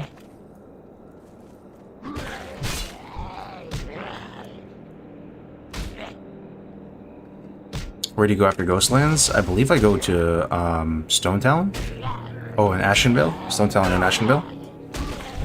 So we kind of go back to our classic roots.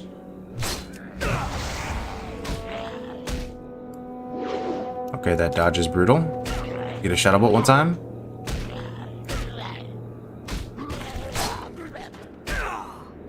Those guys fuck. Yeah. I think we have a Paladin can cleanse. And it did it again.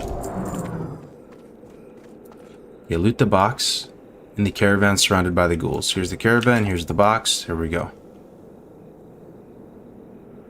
Hey Kargoz, I'm new to your stream. I love your knowledge about warlocks, which has made me go from rogue to warlock for TBC. Thanks for the guidance. Yo, no problem, man. I'm so glad you think I have some good information. Nice to meet you, Gucci. The TBC attunements mean you won't be bored with the game, but nothing to do for a long time. It's a good thing. Yeah, you'll cruise through the attunements pretty quick, though. But there is a lot to do in TBC. You won't be bored for a long time. Especially with Arena. With, Arena. You'll have so much to do. Oh, dailies? Oh, dude, dailies. Well, some dailies. I know some of you hate dailies. Why do you guys feel about dailies? Sorry. Probably triggered a lot of people to yawn. It's contagious. Even through the internet. But I like doing the heroic dungeon daily. It's pretty fun. In Shatra, there's a guy who gives you every day there's a heroic daily, and it gives you what, 3 badges? 3 extra badges if you do it. You gotta do that. You gotta do your dailies in the zones. Raid, arena. Fresh meat.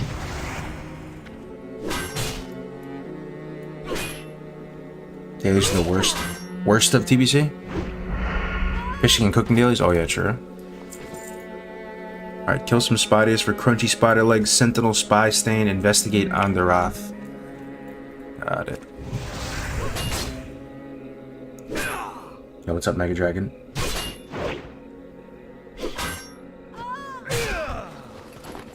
I've missed TBC dailies over the World Quest theme. Yeah, I actually enjoyed the dailies in TBC. Personally. There were iterations of the game like where I didn't enjoy the dailies so much. But I think if I had to choose, I think I generally like dailies. Because Isle of Keldanas, I just have such good memories from that. Doing the dailies for the dragon and Shadowmoon Valley, the Dragon Mount. Doing the dailies for the Manta Ray Mount. Also, in Mists of Pandaria, believe it or not, I kind of like doing the dailies in that island in the bottom, where they had all the Celestials. I'm trying to think of when I had fun doing dailies. Or when it was... And you know the reason why I like that in MoP is they made that island pretty much like the Isle of Keldanas. I'm pretty sure that's what they were going for. That's why I liked it. You could get that. You could get the Black Dragon on that mount too, or you could get the Black Dragon mount on the island, the Onyx Cloud Serpent.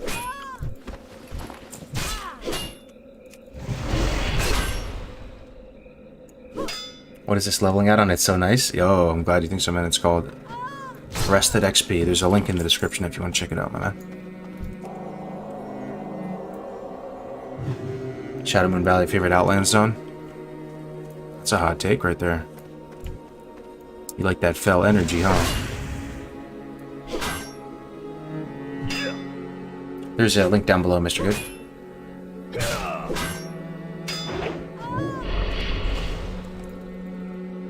Aren't you tired of saying rested XP?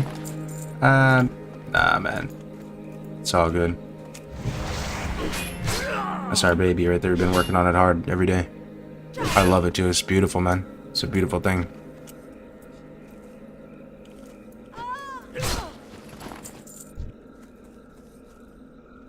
Niagara #1. Yeah, that's the easy answer. The zone that's been growing on me a lot recently has been Netherstorm. It really is a beautiful zone. Next time you're there, just give it a shot. It's a very intimidating zone, Netherstorm. Lots of floating rocks and debris, and it's like a high-level zone. You want to go in there, you want to get in Netherstorm, and you want to get out.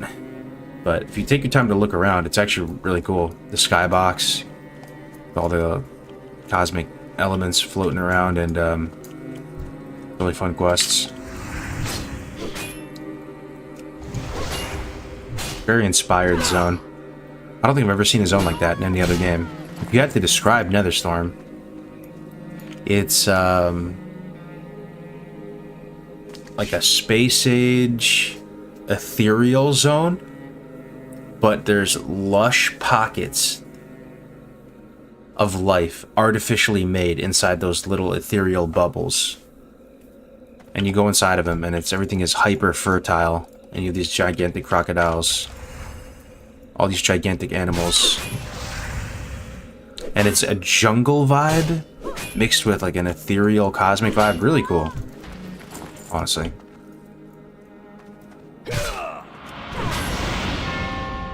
Ratchet and Clank? Yo, true.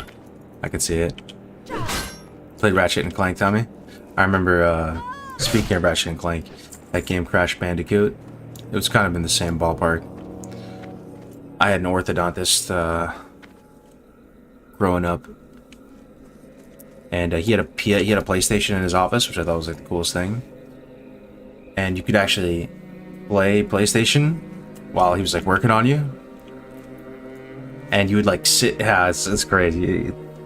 He had like half an airplane that you would lay in. That was, it sounds so weird. I don't even want to say it, bro.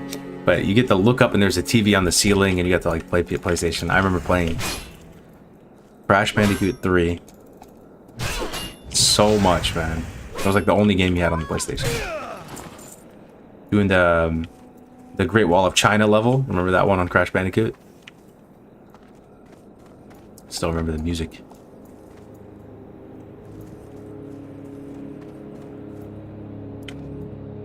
Yo, 3ZPK, thank you for that prime, man. Thank you so much, brother.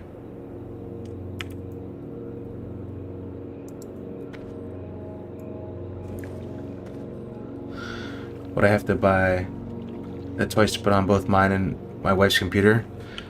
There are license keys attached to it. Yeah. Fresh meat. Just the vibe of it in the story. Shadow Moon Valley. Yeah. All the zones are pretty inspired in TBC. Especially the Blood Elf ones. I said it yesterday, I'll say it again. I don't think there's ever been a more shocking expansion, unless you guys can think of one. You could argue maybe the Cataclysm, that it just destroyed the whole world. But, going from vanilla into TBC, it's about as shocking as it can get.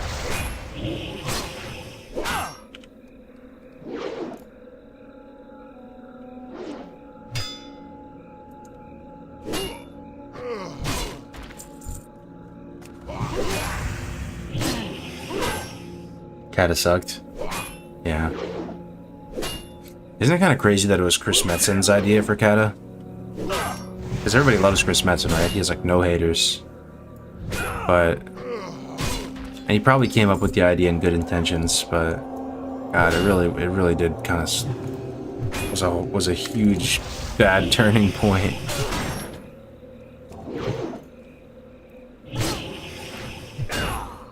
Pretty cool setup in the background with all the expansion covers, my dude. Yo, thank you, Tresh. Oh, nice to meet you, man. Got the verified Tresh in the house. How we doing, man? Throw you a follow, brother.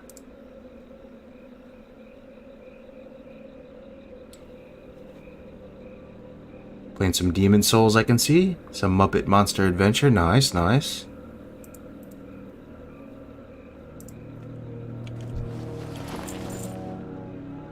I think it was executed poorly. In theory, it's good IMO.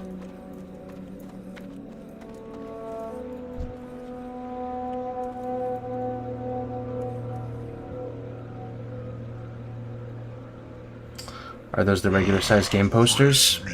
They're pretty big. Well, not... they're like 2 sheets of paper. Big.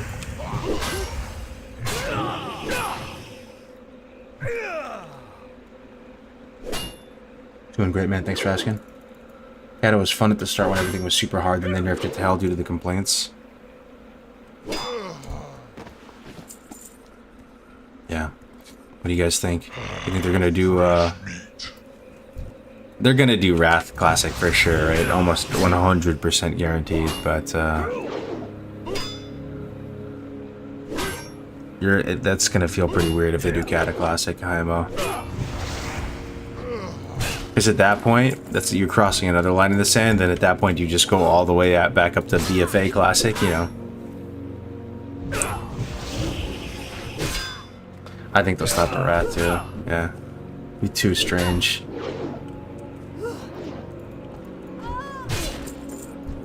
Which means we pretty much got 4 years? What, 3.5 years before the classic saga is over? Still a good amount of time.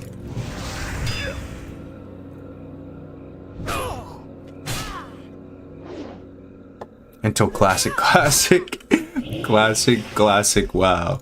Nice. Do you do dungeons while doing rested XP? I don't think it factors in any dungeons. I'm not 100% sure, but I'm pretty sure it's just like a speed leveling route. You can do them at any time. You know, then just jump back in the guide after. But it's never gonna force you to do a dungeon. Now, on the other hand, we have a rested XP dungeon cleave leveling guide, which has been my passion project. 60 to 70 Alliance and Horde, and that one is really fun. Even despite all the efficiency claims and stuff, you basically get to level from 60 to 70 with 4 of your friends in a way that's not scuffed. Elegantly piloting you guys into having Kara attunement, Arcatraz key attunement. You're doing all the dungeons. You're doing almost all the dungeons. You're getting at least honored with all the reps. And then I'm making a whole video series to supplement it. So if you have any questions about a dungeon, you can always look at it.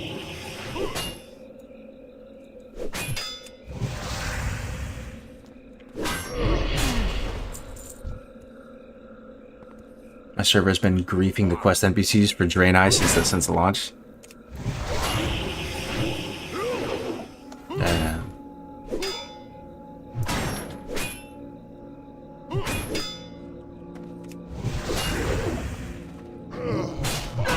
Okay, about to die. You think you do, but you don't. Just bought the full guide to both factions. Great program. I love it. Yo, you'll love to see it. I'm so glad you're enjoying it, man. So nice to hear. Made for the guide for the dungeon grind for 60 to 70 on sheets for my guildmates. Yo, Rendrick. If you want to collab on that a bit, I might have some stuff that could help you out. Because I'm still trying to improve them. I'm not settling. Like, I want to continuously improve them. I'm at a brick wall where I'm not sure.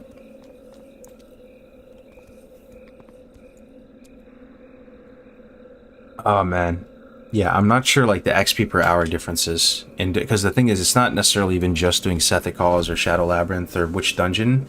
It's if there is no dungeon cap reset, maybe you only do a certain section of the dungeon. Like, what is the highest XP per hour section of each dungeon? And, you know, just I'm really curious, other people who are also trying to theory craft the dungeon routing.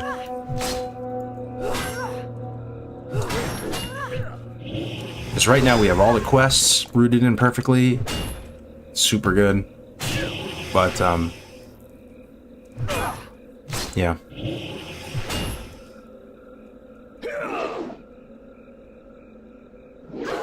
There's no dungeon cap, but the problem is that there's 5 per hour. True. Send it to your way right now. Yo, huge, man. Yeah, I'll send you what I have too. I just hit level 10 in 3.5 hours. Probably not anything crazy, but I've never tried a speedrun, so I feel like it's pretty good for me. Yeah, you're trying out the guide, man. That's awesome. Glad you're enjoying it. I've been grinding my boosted druid all day. 240 herb and 170 mining. Nice. Yeah, druids are chilling in TBC. You know they can pick herbs in flight form, right? Beat out everybody to all the herbs. They can't mine though. That would look a little bit weird with a bird with a mining pick in hand, but that's how druids make money in TBC. Just fly around in herb and chill. Herb and chill.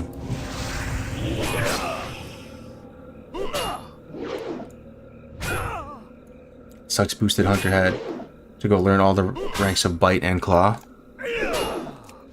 That's a bit brutal. Be nice if they just gave it to you. It's probably just an oversight, to be honest. What kind of haircut did you get? I usually just get a high and tight. 0 on the side, 2 on the top. Had that for years. What spec prof you gonna roll for your pally? I am BS mining at the moment. Oh, I just realized I'm done with this quest. Run to the shore. Okay. Running. I also have in the guide how many runs you need for honored, revered, etc. Yeah, I got that part in the rep.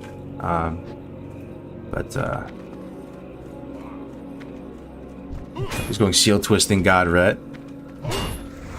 Yeah, unfortunately you can't really twist anything though for a while because you don't get blood until 60 something. Yeah. You just have can you twist command and righteousness? Is that even worth?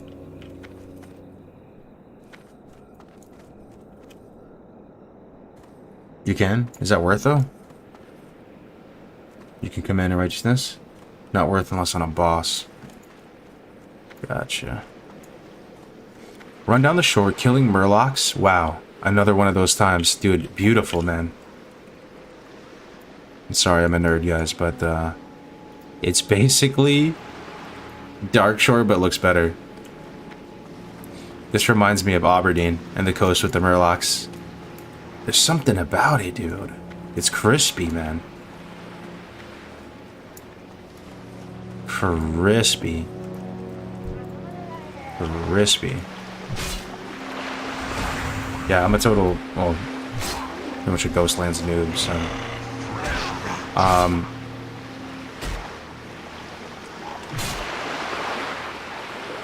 I'm translucent as well. Am I a ghost while I'm in Ghostland?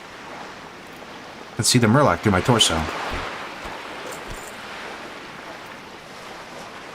Nice.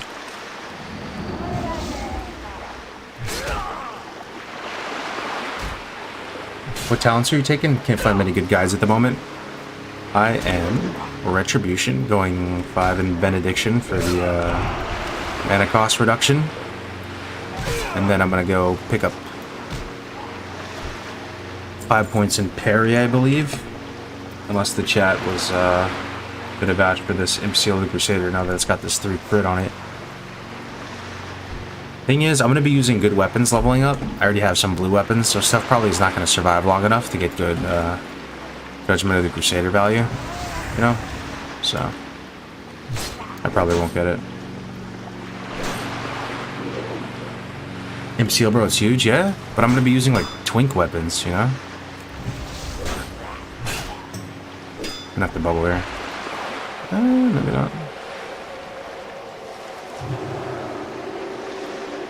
That ocean ambience can put a grown man to sleep. Big true. You're down by the seashore. You won't be doing AoE and ZF? I think I'm just gonna follow the guide up, man, because I'm doing this for fun, not really for efficiency. If I was doing it for efficiency, I'd just do the mage boost, but just find a mage to help boost me. I just want to chill and take some time and just play the game simply, and then we'll sweat it out when we launch.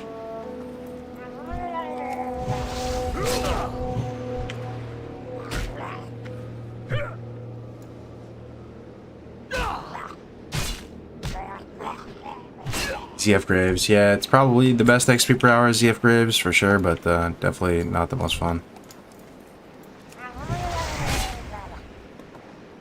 You can see through your character.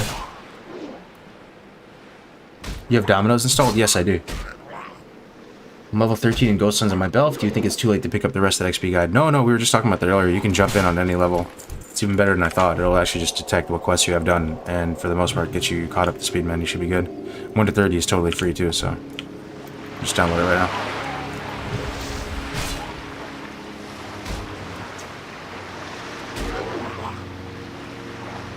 What does Control 1 do? That is my mana tap. So you just use it as a pull. Pallies don't really have any ranged ability other than Judgment, which has got a pathetic range on it. So this guy doesn't have mana, so I can't use it on him, but the target has mana, you can pull from much further out than you normally could.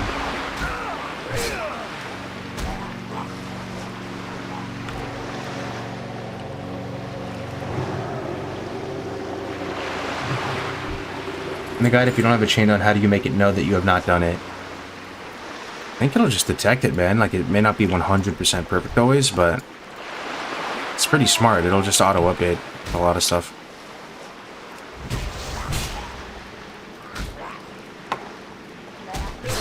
Is Toyer's spec a secret? Because, like, every second person is asking. What's Toyer's spec? It was just for pulling? Yeah. Kinda. I mean, it does do something too. You stack these up, and then when you use this ability, the Arcane Torrent, then it gives you, it silences them, but it also gives you a bit of mana per charge. So right now it would give me, if I had 3 charges, it would give me 120 mana.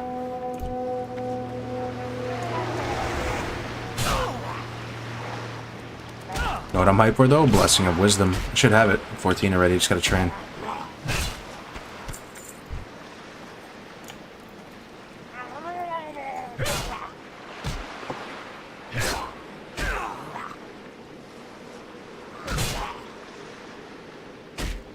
How do you pay for the rest XP guide after 30? You'll get all the info on the site, man, if you just go over there. What do you use to pull? Oh, you can just face pull. You can pull a Judgment, but at that point you're already probably going to pull it anyway, because Judgment is face pull range, but this is mana tap, this is what I was talking about. If they have mana, you can use it.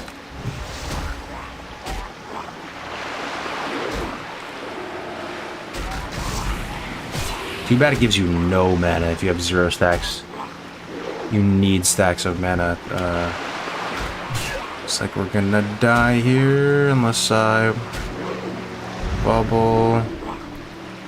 Bubble doesn't do much. This tempo lay on hands, I guess. Don't use it, you lose it. Didn't have first aid or anything to bandage in the bubble. Feels bad.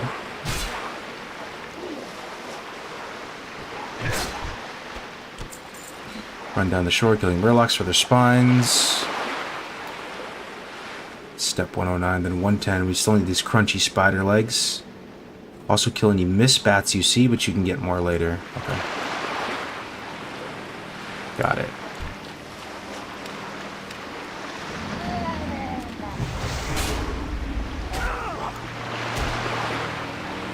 You want to know what's hard? When I was doing stuff on beta, Blood Furnace Heroic is going to be a bitch.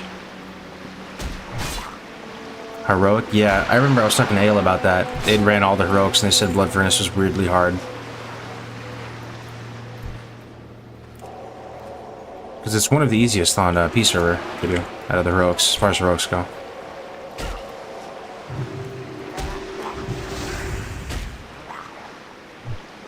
What 2-handers you got ready for your pally? Good question, my man. I have a Terran Icebreaker. Believe it or not, even though it was epic, it was super cheap. It was like 50 gold or something. Then Raxor Club. Can use that in 2 levels. This was, I don't know, 10 gold or something. Fiery War Axe, this was maybe 100. These are pretty, they're all pretty cheap. This was, I think this was 100 as well. Destiny. I probably spent, I think I spent like 250 or 300 all in for weapons all the way up to 60. Not bad.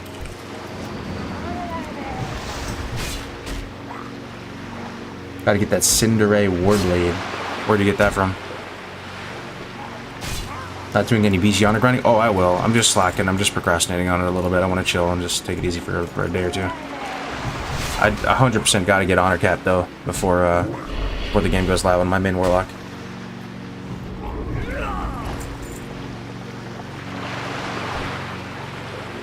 Whoa, what is this island up here? What is this island up here? I'm gonna go check it out. I know I'm not supposed to, but let's go investigate.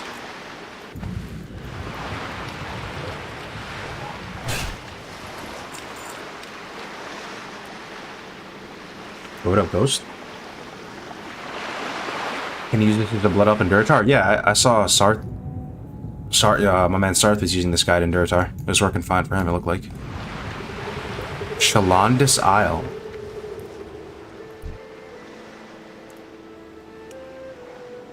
You hear that Song of a Loon coming in?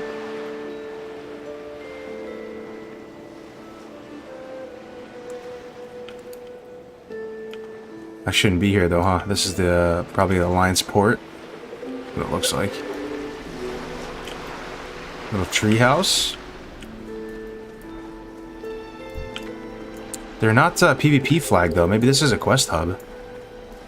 You know, like if this was a quest giver or an Alliance NPC, it would have a little flag next to it. And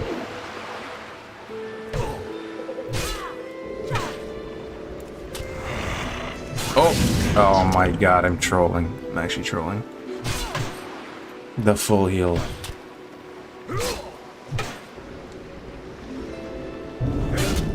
Yeah, I'm not stopping that. Need to tick up mana.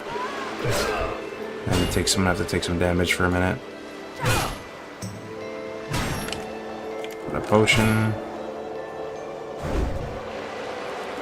One more heal and now we should be chilling.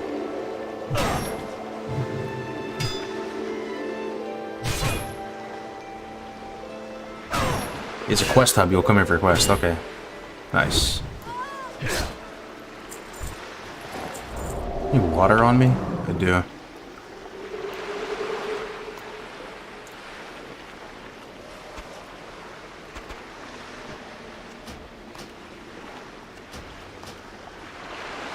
How do you show numbers on character frame and enemy? It's just the setting under combat.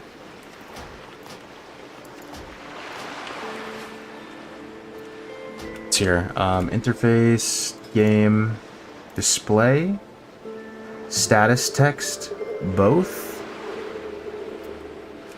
That's it. Got the ocean ambience with some Song of a Loon action, dude. Nice.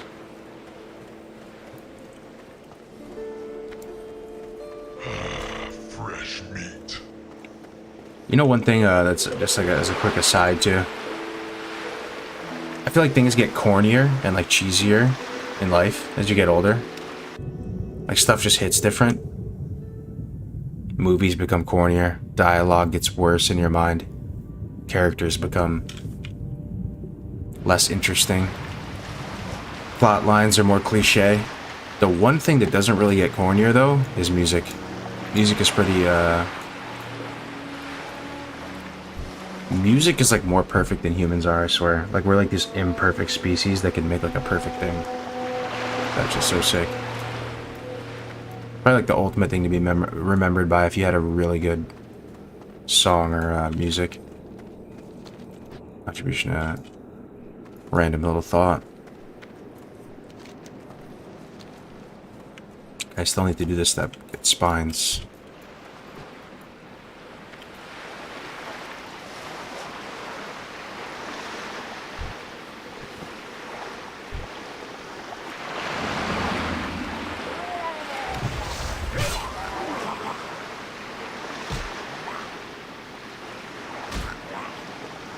What add-on do you have? This is called Rested XP, my man. There's a link down in the description. Down in the description below if you want to check it out.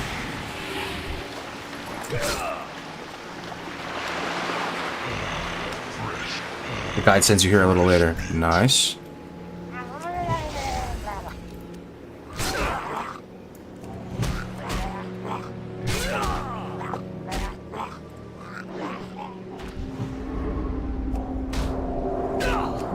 Pulling an all-nighter?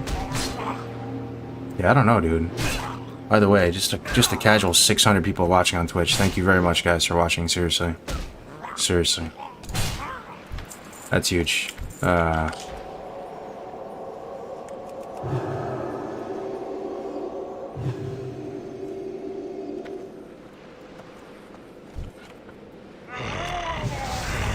Sometimes I feel like an old washed-up streamer, you know. I appreciate it, guys, big time. It's nice to see. It's nice to see people tuning in.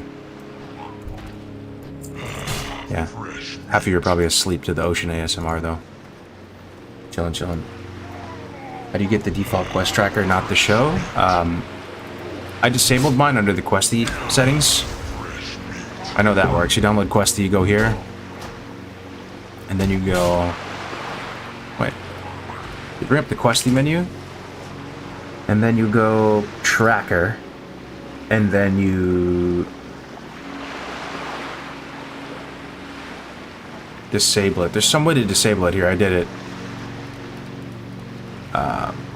It's somewhere in here, man. Just mess with it under tracker. You can disable it.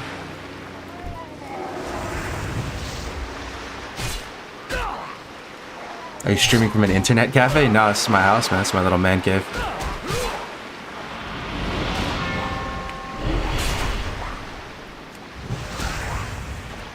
Yo, El Logzadi, thank you for that prime, man. Appreciate it. Welcome, welcome. Got a lot of new faces, a lot of new names in here. I don't usually stream at this time, so nice to see.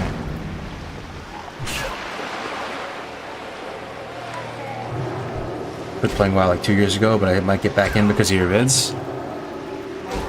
Once a WoW gamer, always a WoW gamer. At this point, you just gotta keep playing it out of respect for your childhood playing it, you know, at a certain point. Just, it's part of your life.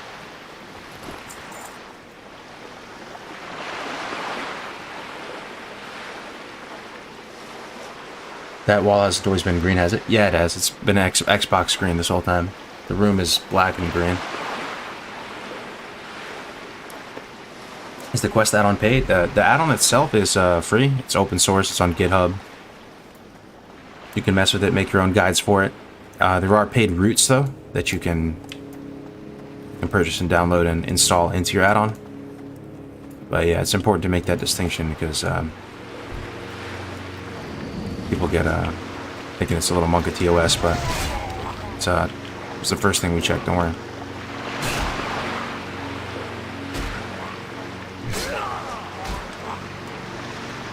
Dados for TBC. Yeah, no, it's always been green. Okay, loot spiders for crunchy spider legs. It's now prioing this step. This is popping back up again. Maybe that's my last opportunity to get them. There is a command in the guide. It's called sticky. And you can sticky certain steps so they get prioed at certain times. So I'm thinking that I really need these spider legs that I've been slacking. And this is Tommy Salami telling me to pay attention and get these spider legs before it's too late. I'm getting a little bit of a Duskwood vibe. This looks like Abercrombie Shack right here.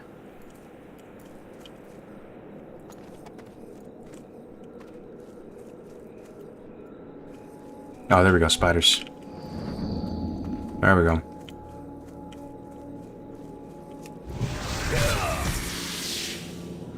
Are you leveling his rat? Yeah, I'm leveling his rat, yeah. For now.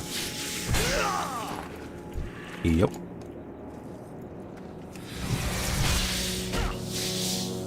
Bumping these spiders, though. Knuckle Rod is a 21 elite quest. I don't know if it has me doing it. I know I picked it up, but I don't know if I was supposed to.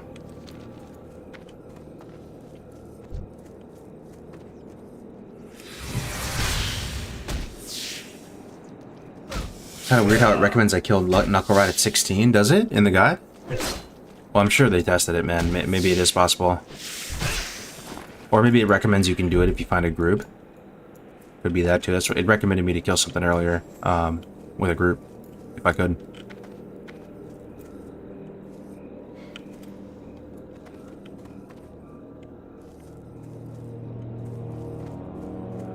Step 124 is Knuckle Rot. Oh, we're almost right at the same spot, man. Yeah, if you're able to find a group, kill Knuckle Rot. He spawns at the Howling Ziggurat. Yeah, so it's only if you can find a group, I guess.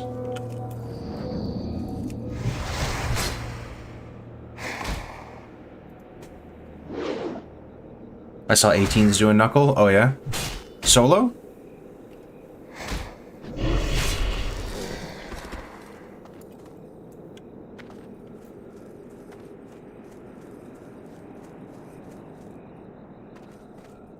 Does it recommend to find groups for dungeons at certain points? I don't think so. I don't think so. But you can. I mean, it recommends you to go and do some dungeon quests solo, because you are able to solo them in TBC. But I don't think it's ever going to tell you to go do a dungeon like that kind of force you. You could at any point, though. Just go run a dungeon real quick and pick it up where you left off, you know?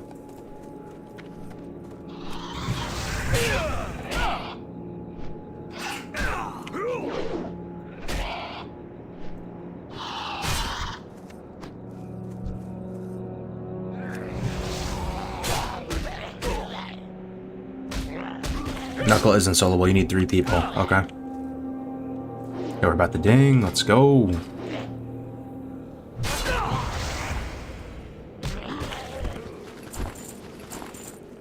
I don't know about the spider quest though. I might actually skip it. I'm not seeing many spiders and the drop rate isn't great. It says kill spiders in the area though. Step 112, spindle web lurkers. So maybe it's going to take us to a spider hotspot here in a second. Let's see.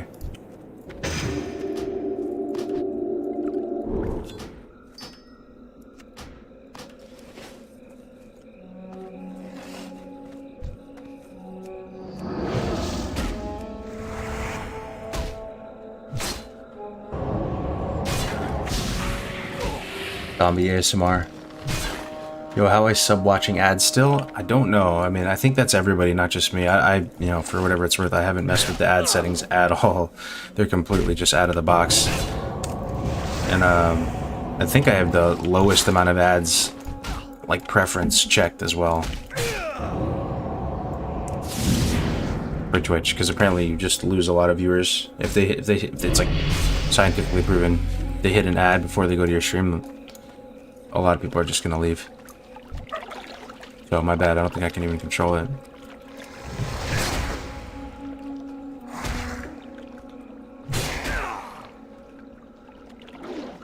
What class do you think is best to level with a pally? What, in a duo?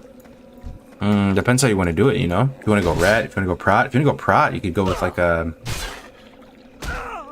mage or something. Or a warlock. And AoE stuff down. If you want to just quest really efficiently and, you know, use the leveling guide, you'd go with a rogue or a shaman or a warrior or really anything. Shaman Pally sounds so fun though. Something about that. But that's only Draenei though, right? Unless you get summoned, I guess. You could summon the person out there. Run a little rest though while leveling. Okay, here's the spiders. And we need these two, huh? The bats. I think it's like 30% of viewers leave immediately with an ad. Yeah, exactly. I heard that. Okay, got another talent point. What are we gonna do with it? I don't know, boys. Imp Judgment, probably not the play. I feel like I'm using Crusader Strike a bit, man. And I get 1% crit every time it's up. Parry's pretty solid too, but this is new. I might go with this, man. Get 1% crit every time I judge it. It's up to 3. Let's go with this, try it out. In the spirit of TBC. Watch 1% crit. That's it.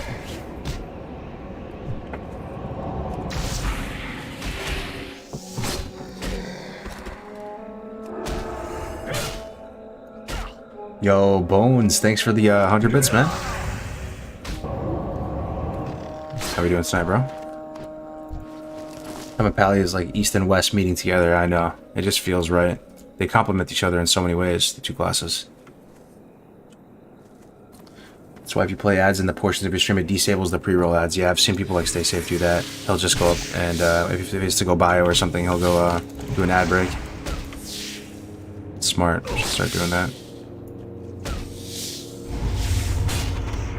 Really nice and clean webpage. Rested XP. Might download it.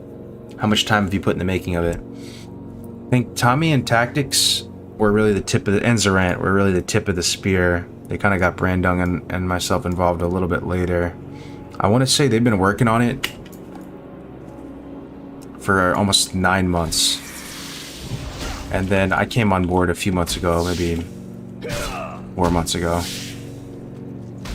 And we've been just a good team ever since. Really, really good. We all really get along and work well together.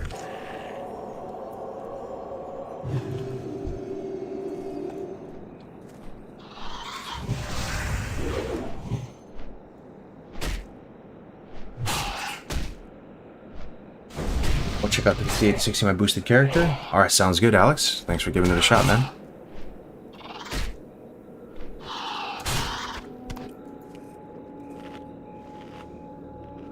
Would you suggest rolling a Belf Warlock? Any good use on the racials?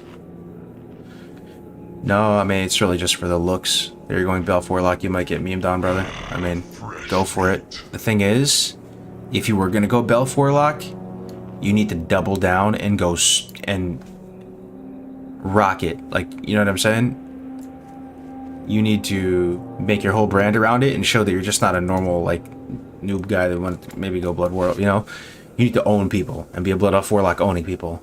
And kind of like, it's kind of troll because you beat them as a Blood Elf Warlock and people get salty and stuff, and you make that your whole, persona. You know, imagine you got rank 1 with Blood Elf Warlock. There you go. You have to dig deep if you're playing one of those underdog races with the class. You know, there was on Windrunner, there was a rogue named Daddy Issues on the server. And he was on a team called Blood Elf Rogue. And he just rocked it out. You know, if the team is called Blood Elf Rogue and there's a Blood Elf Rogue on it, it hits different. You think the person's kind of like trolling and kind of like having a sense of humor about it. And they were pumping, like they were like the number 2 team on the server for a bit. Then they stopped playing. And I remember Brandon and I fought up against him, Rogue Druid, a couple times. Troll Priest is very, very OP. Oh man, don't even get me started on my Troll Priest tirade. I love Troll Priest so much.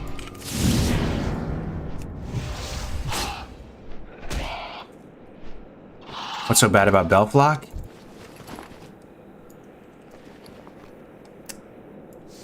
I mean, you don't. So on the PvE front, you're missing 143, is it? Spell power every 2 minutes, which lines up perfectly with Blood Fury. I mean, it's just. It's not really 143 spell power though, right? I feel like it's more. The fact that you can use it in tandem with other 2-minute cooldown abilities and your on use, doesn't it snowball? You know, that 143 spell power might be worth like 170 spell power. If that even makes sense, you know? It's because you're popping everything at the same time, so it must have some kind of snowball effect. So, you're missing that on PvE. PvP, you're either missing that or Wodif, which is kind of the defining flagship PvP racial. Okay, I'm getting absolutely owned right now. Can I finish this bat, please? Dude, Ghostlands is rough. Hanging in there right now.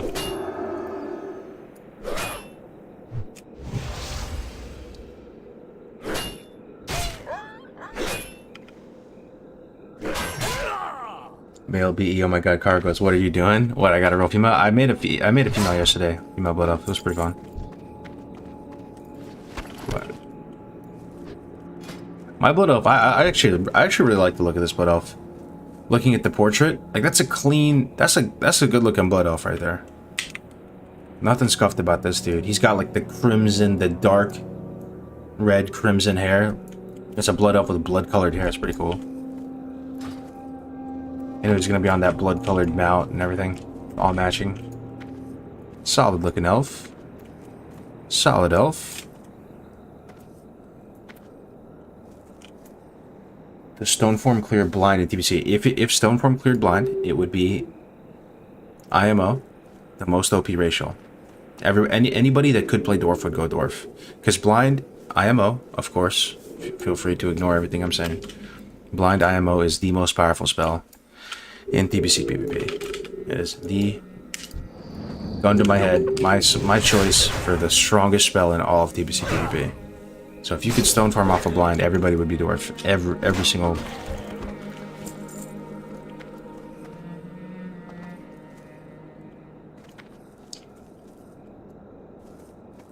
I would have liked Belfmores if they were the Silver Moon guards.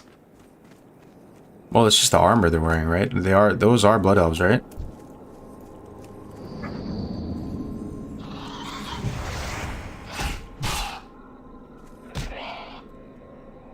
Isn't Warrior Trinket remove blind? Warrior Trinket. The Trinket in TBC gets reworked, so it's not the specific classes of crowd control. It's everything. Any crowd control on you will get cleared with Trinket. But if you're talking about like Berserker Rage or something, no. But you have to. You can Berserker Rage out of a Sap or a Gouge, but not a Blind.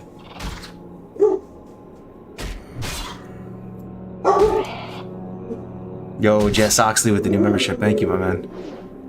Welcome. Appreciate the support, my friend. Is alchemy as good as paladin, guys, or enchanting tailoring? I think most paladins are going to go blacksmithing to get the weapon. Lionheart Executioner or Deep Thunder. Going that route. As far as the other profession goes, enchanting would be pretty solid. That's really on you. State your business. Maybe go NG. The reckoning is at hand. Oh, I don't know if I was supposed to accept that. Be alright. Yo, thanks, Miguel. Blood Elf Zone. So I picked my first character was Blood Elf Paladin TBC. Yeah. I like how they reworked the seals though. The visuals are really nice now in TBC. Yeah, we could be in trouble here, boys.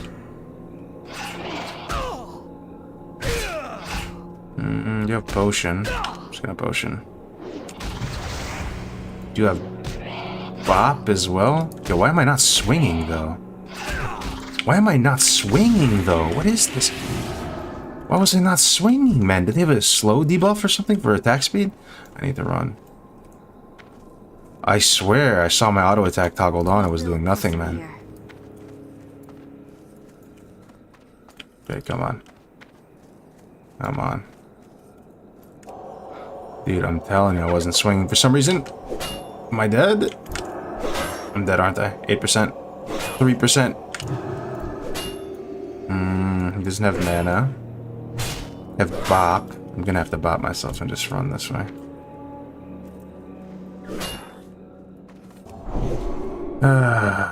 Ghostlands is rough, boys.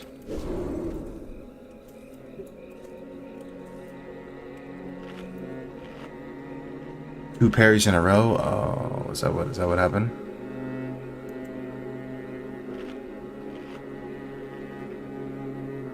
Will you use Wisdom and Ret Aura? I remember having a couple conversations with Lestor and some other big brain pallies, and they were saying how they swear by Devo Aura. Yeah, you get a little extra damage from Retribution Aura, but Devo Aura is a solid 5% damage mitigation. And to most pallies' minds, I think they value just 5% damage mitigation more so than a slight damage increase with Ret Aura when it comes to like single target altercations. Maybe starting at 3 mobs and above, Ret Aura would probably be better, but... Okay, the rematch, the 2v1. Do you have Divine Protection up? But nothing to do with it. I have no first aid or anything. Yo, these mobs, man. Oh my god, I'm dead, I think.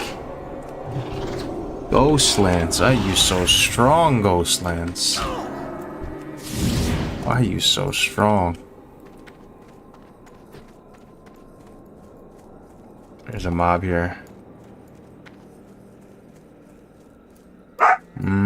Anywhere I go, I'm gonna pull. Literally anywhere I go. This place is brutal. Brutal.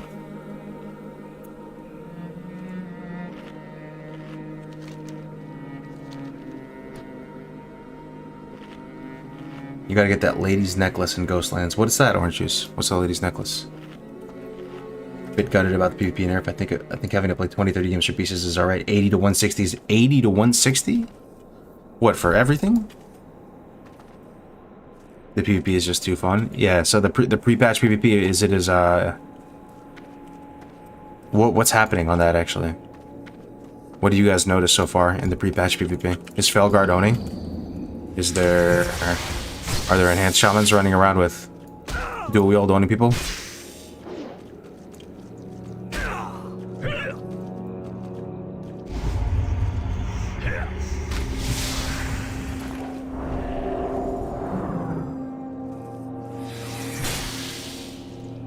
UA is insane. Melee and Hunters are OP.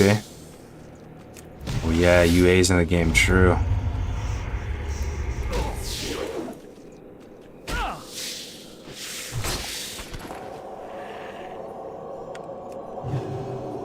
People are more focused on the honor gain nerf than the gameplay itself. Yeah. A lot of fun. Earth Shield is very strong.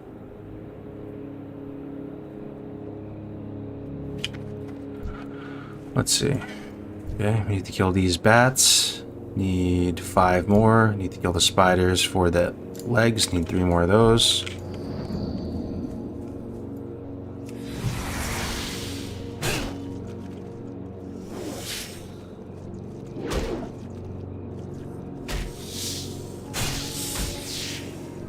Probably dispel Andy's forgetting about UA. True. That is what you do in Classic, just dispel like crazy. I remember talking to pre-made BG leaders and stuff in the past, and they're just always say, "Oh, I just tell my paladins and my priests to just spam dispel until I tell them not to." So I feel like priests and paladins just get into a habit of just, that's all they do, just scroll up on the mouse wheel dispel, and now they're dealing with UA, getting owned.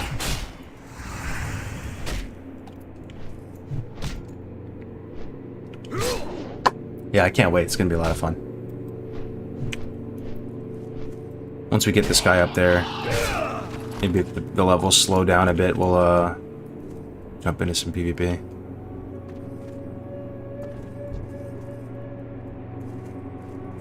What interface and skill bar add-on are you using? I'm using Dominoes, my man.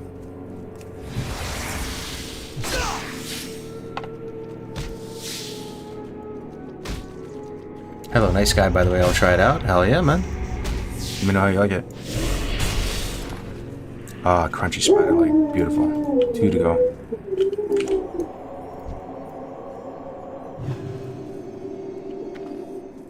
What's UA? It's Unstable Affliction. IMO, one of the coolest and most interesting abilities they ever made in World of Warcraft. It is a casted damage over time ability. It doesn't deal more damage than any of your other dots, right? It doesn't deal more damage than Corruption. It doesn't deal more damage than Agony. It doesn't deal more damage than Siphon. Siphon is 30 seconds, though. It doesn't deal more than even Immolate. I think Immolate does more damage than UA. But what's insane about UA is it protects all your dots from Dispel. So, if you do Dispel it, you take a massive amount of damage. That damage can crit on you, and it silences you for 5 seconds. And it has a big impact in PvP.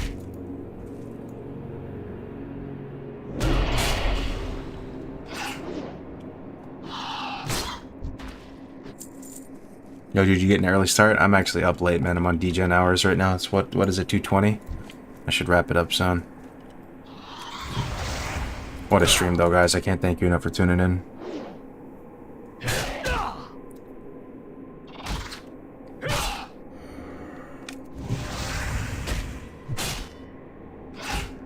LVUI for the win, so clean looking.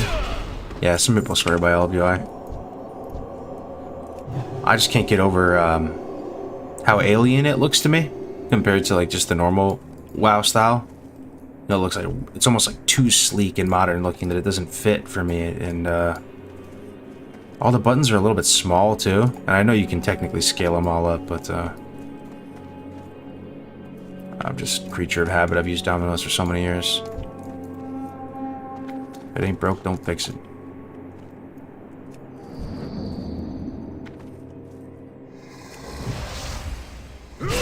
By the way, I had I've had this Tesla for about 2 months now. A lot of people are asking, not a lot of people, some people might have been curious, you know, any buyer's regret or anything? No buyer's regret. It's been really, really good. I got my truck fixed yesterday. I had to change the alternator in it, so I didn't drive like a gas car in 2 months. And it just felt so weird after going a few months driving this electric car. It's the electricity bill didn't really go up much, man. Maybe like $50 or something. And just never having to go to the gas station, really liking the electric car route. think I'm an electric Andy from here on out. So nice. And they have this thing in the front of the Tesla. It's called a frunk. So it's like a trunk, but in the front part. And oftentimes, if you get takeaway or go to a restaurant, you're gonna bring some food home. It's so nice you put it in the front so it doesn't smell up the car. Yeah, no regrets so far.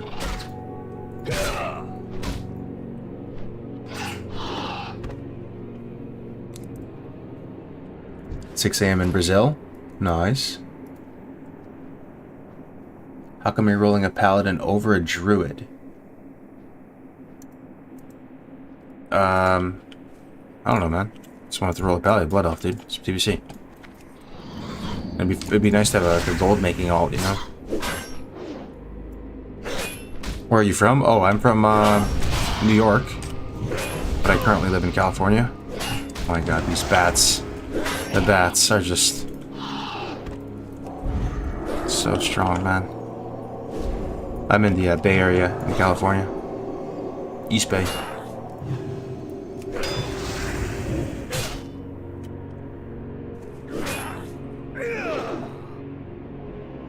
You put some food in the trunk so it doesn't smell up the car? I mean, anything, bro. You get food kind of smells when you put it in the car. Could be burgers, could be, you know, Chinese food, could be Indian food. Like today we got Indian food, you know, just put it up there. It's nice, it's convenient. I just didn't know how much the electricity bill would go up, right? Getting an electric car. It's not bad at all. 10 out of 10, would recommend. Do it again. Anybody getting the Cybertruck when it comes out? I think it's coming out soon, maybe this year. I think it starts at like it's mid-30s or something price. It's actually pretty reasonable.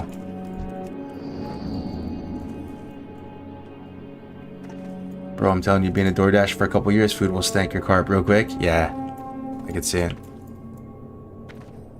Probably getting a Cybertruck, yeah.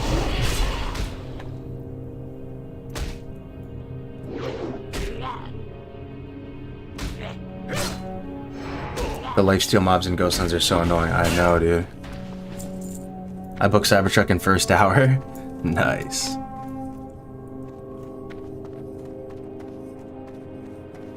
Yeah, that's unfortunate, Josiah. And they did confirm that those honor nerf is here to stay, or maybe they made a mistake.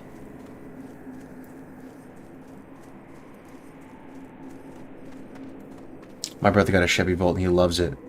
Yeah, it's all the same, right? Electric cars. So for some of you might be on the fence of whether or not you should jump, make the jump to electric. It's been a good experience so far for us. Wasn't a nerf, was a fix according to Blizz. Gotcha. Heard they have crazy acceleration? Yeah, they're quick. That's what I'm saying. I had my car fixed, right? And I jumped in my truck after 2 months of not driving it, and it was kind of fun driving it. It felt like a land yacht. You guys ever heard that expression? Some cars feel like a land yacht. Like it took a lot to get the turning going, but it was kind of rumbling and floating, and you're kind of like gliding. Like the Tesla is actually not the smoothest ride. It's okay.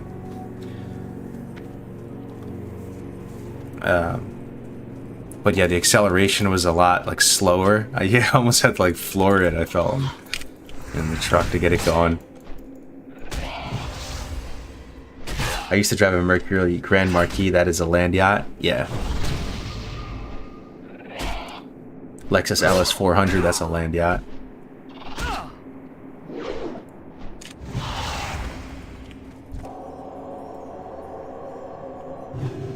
Are you staying ret or switching later?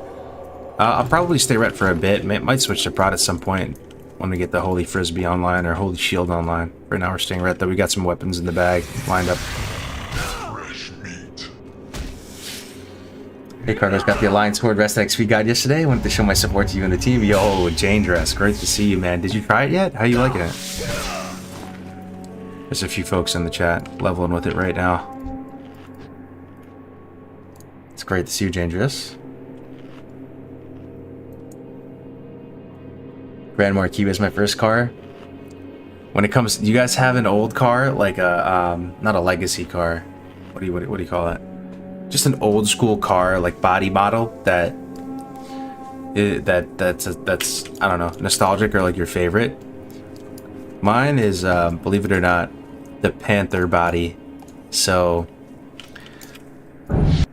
the oh man. The intercept, you know, like they have like police interceptors have the same bottle, but there's also like it was a Mercury, I think, that also had the Panther body. Dude, I'm fucking blanking. Hold on, let me look it up. Let me look it up. Panther body style car. Ford Panther platform. Yeah, the Lincoln Town cars. Yeah, those are land yachts. Those are Lincoln Town cars.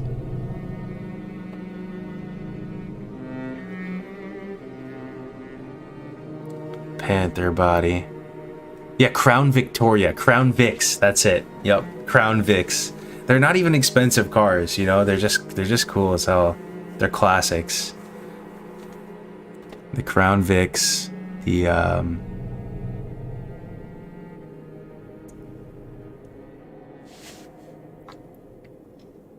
looking for it. Here it is. Here it is. Grand Marquis. That's what you're talking about. Yeah, okay. That's why it came to mind. Yeah. Yeah, that's the Grand Marquis. Yeah, that's why. That's where it all came from. Okay, gotcha. We're on the same page, brother. That's a cool car. Have you seen the cross-realm grouping in dungeons? No. No way. No way, Tactics. There's cross-realm grouping in dungeons? You're kidding me. How do you guys feel about that? Oh my god, dude. Yo, Blizzard is laying it on thick, bro. This is... They're not just hashtags. Like, they're hashtag big changes. What? My initial impression is kind of positive, but I feel dirty saying that. Like, if they do dungeons with the boys across server? Oh, man. At what point do we draw a line in the sand, though, you know? Cross-realm dungeons. I'm good with the longest no group finder. Wow. Big changes. Man. That's crazy, man. That's crazy. I gotta think about that one. I gotta think about that one.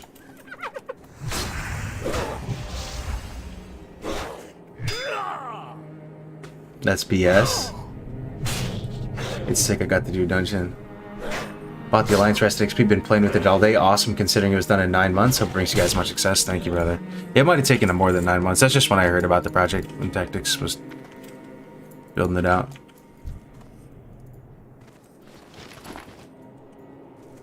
Cross-realm boosting Pepe laugh? Yeah, true. That's what I'm saying. I gotta sleep on it.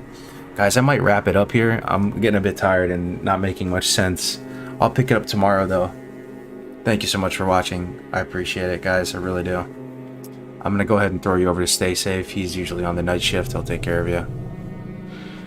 I've known him for a while. But yeah, I'll see you guys tomorrow. I'll be on streaming more of this. Maybe some PvP. We'll see. Thank you very much for everything. The subs, the follows, the bits, the support, the conversation.